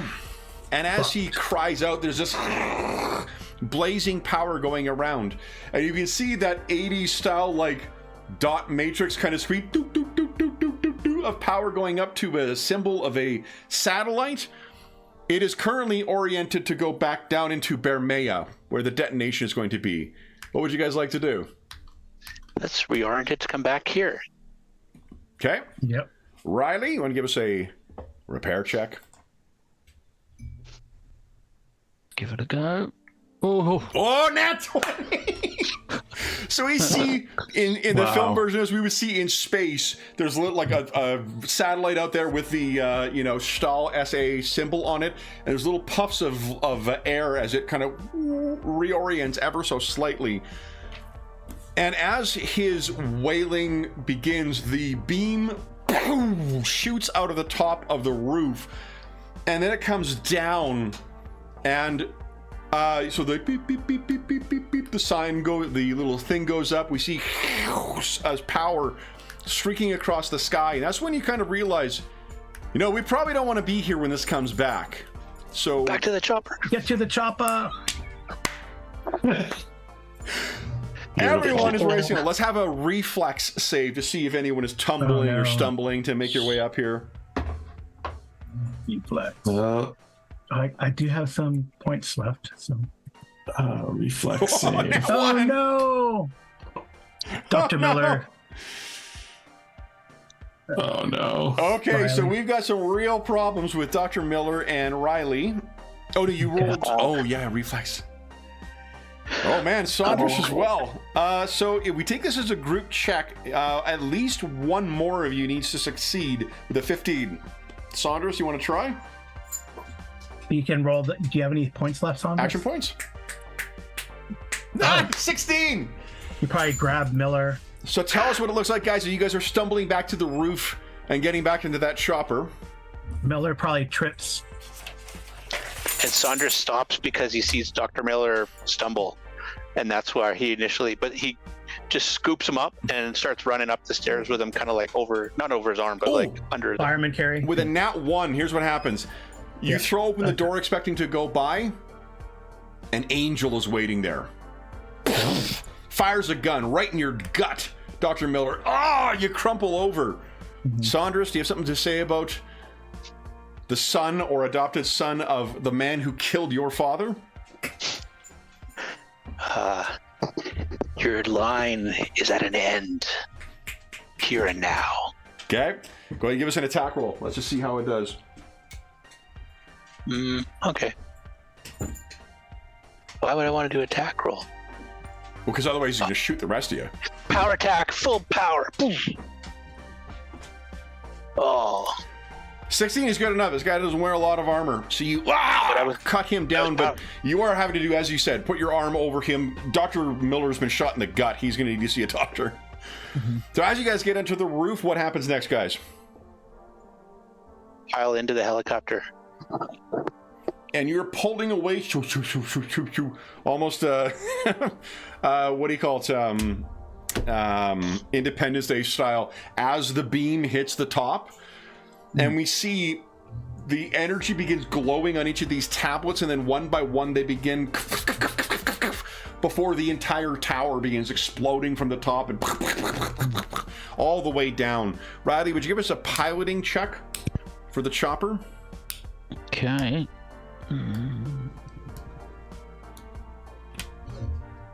Good. Yeah. So everyone else in Manhattan, immediately after things go out, there's this huge explosion from the thing, but you manage to narrowly miss one or two other buildings, probably recognizable ones for the trailer.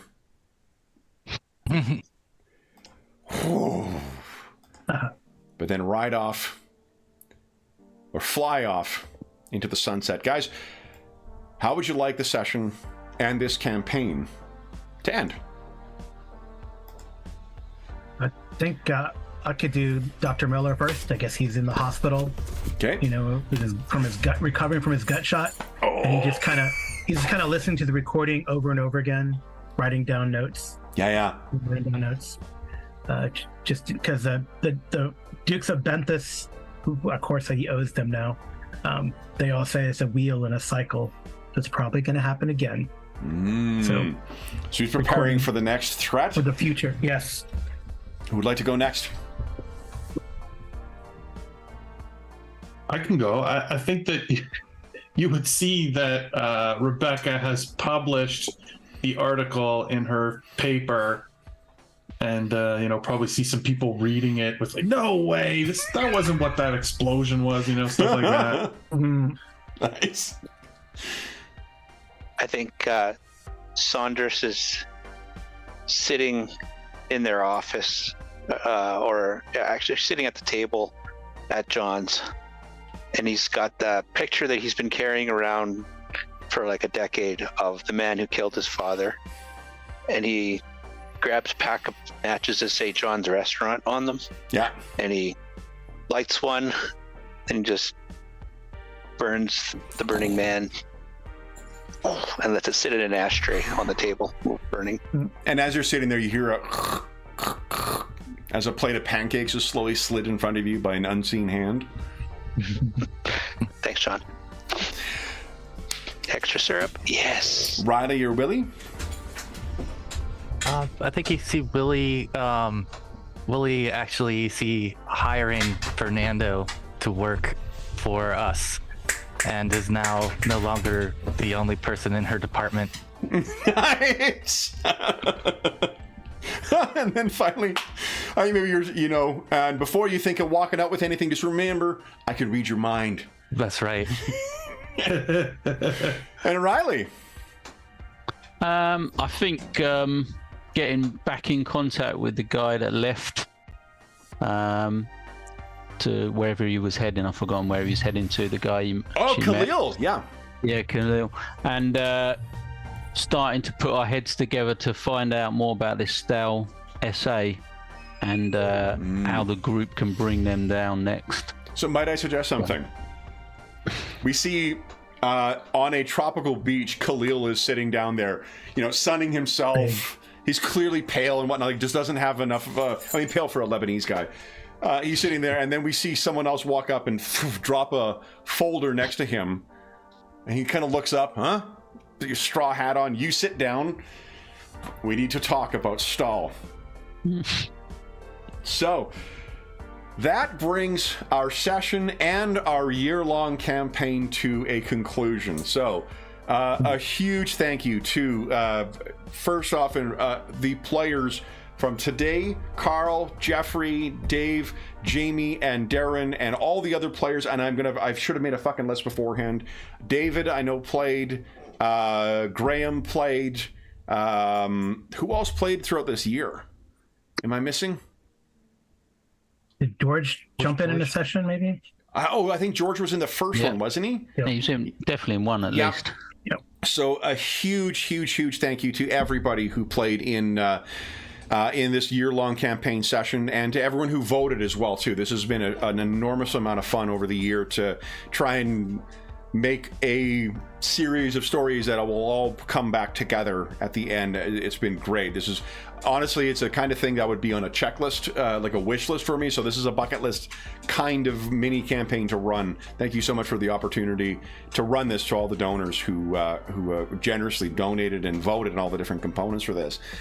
As is always the case, I will say as well, just to forestall things, we did not follow the rules for D20 Modern at all. In a lot of cases for this, we don't need to hear about it. We know we didn't follow that. We needed this to service the session, not to be true to the game necessarily. But a huge thank you to everyone who has joined us in this session or any other. Sorry, Anna says thank you as well. As is always the case, if you have any comments, questions, or concerns regarding the session, the game, or the campaign in general, please don't hesitate to leave a comment in the comment section down below. I will be doing a overview video, like a debrief video of this. I might involve some of the players too, if they're interested in joining it, to talk about what the experience was and whatnot, because that would be, a lot of the players ended up being the ones voting on what we played too. So yeah, we'll do that. And then, of course, we have our the Charity Initiatives channel over on the Dungeon Musings Discord server, which you can find a link to down below in the description of this video. If you wish to make a donation to the Heroes Save Villages campaign, you can find a link down below. All donations through that link go directly to SOS Children's Villages International. The last thing I'll say, just once again, an enormous thank you to the players. This has been so much fun to write and run over the past year. So thank you guys. And for today, for those of you today, thank you so much for helping me bring this home. I got nothing else. I am spent. So, for those listening at home, we'll be back next year with another charity series of sessions. A huge thank you to everyone who has made 2023's campaign such an enormous amount of fun. And until we hope that we gave you a few hours over the course of these 6 sessions to take your mind off. 24 hours, guys, of this campaign we've played. To take your mind off the troubles of our world. Think about the troubles that our various heroes across the decades have encountered. And until we see you again, stay safe, stay healthy, and happy gaming.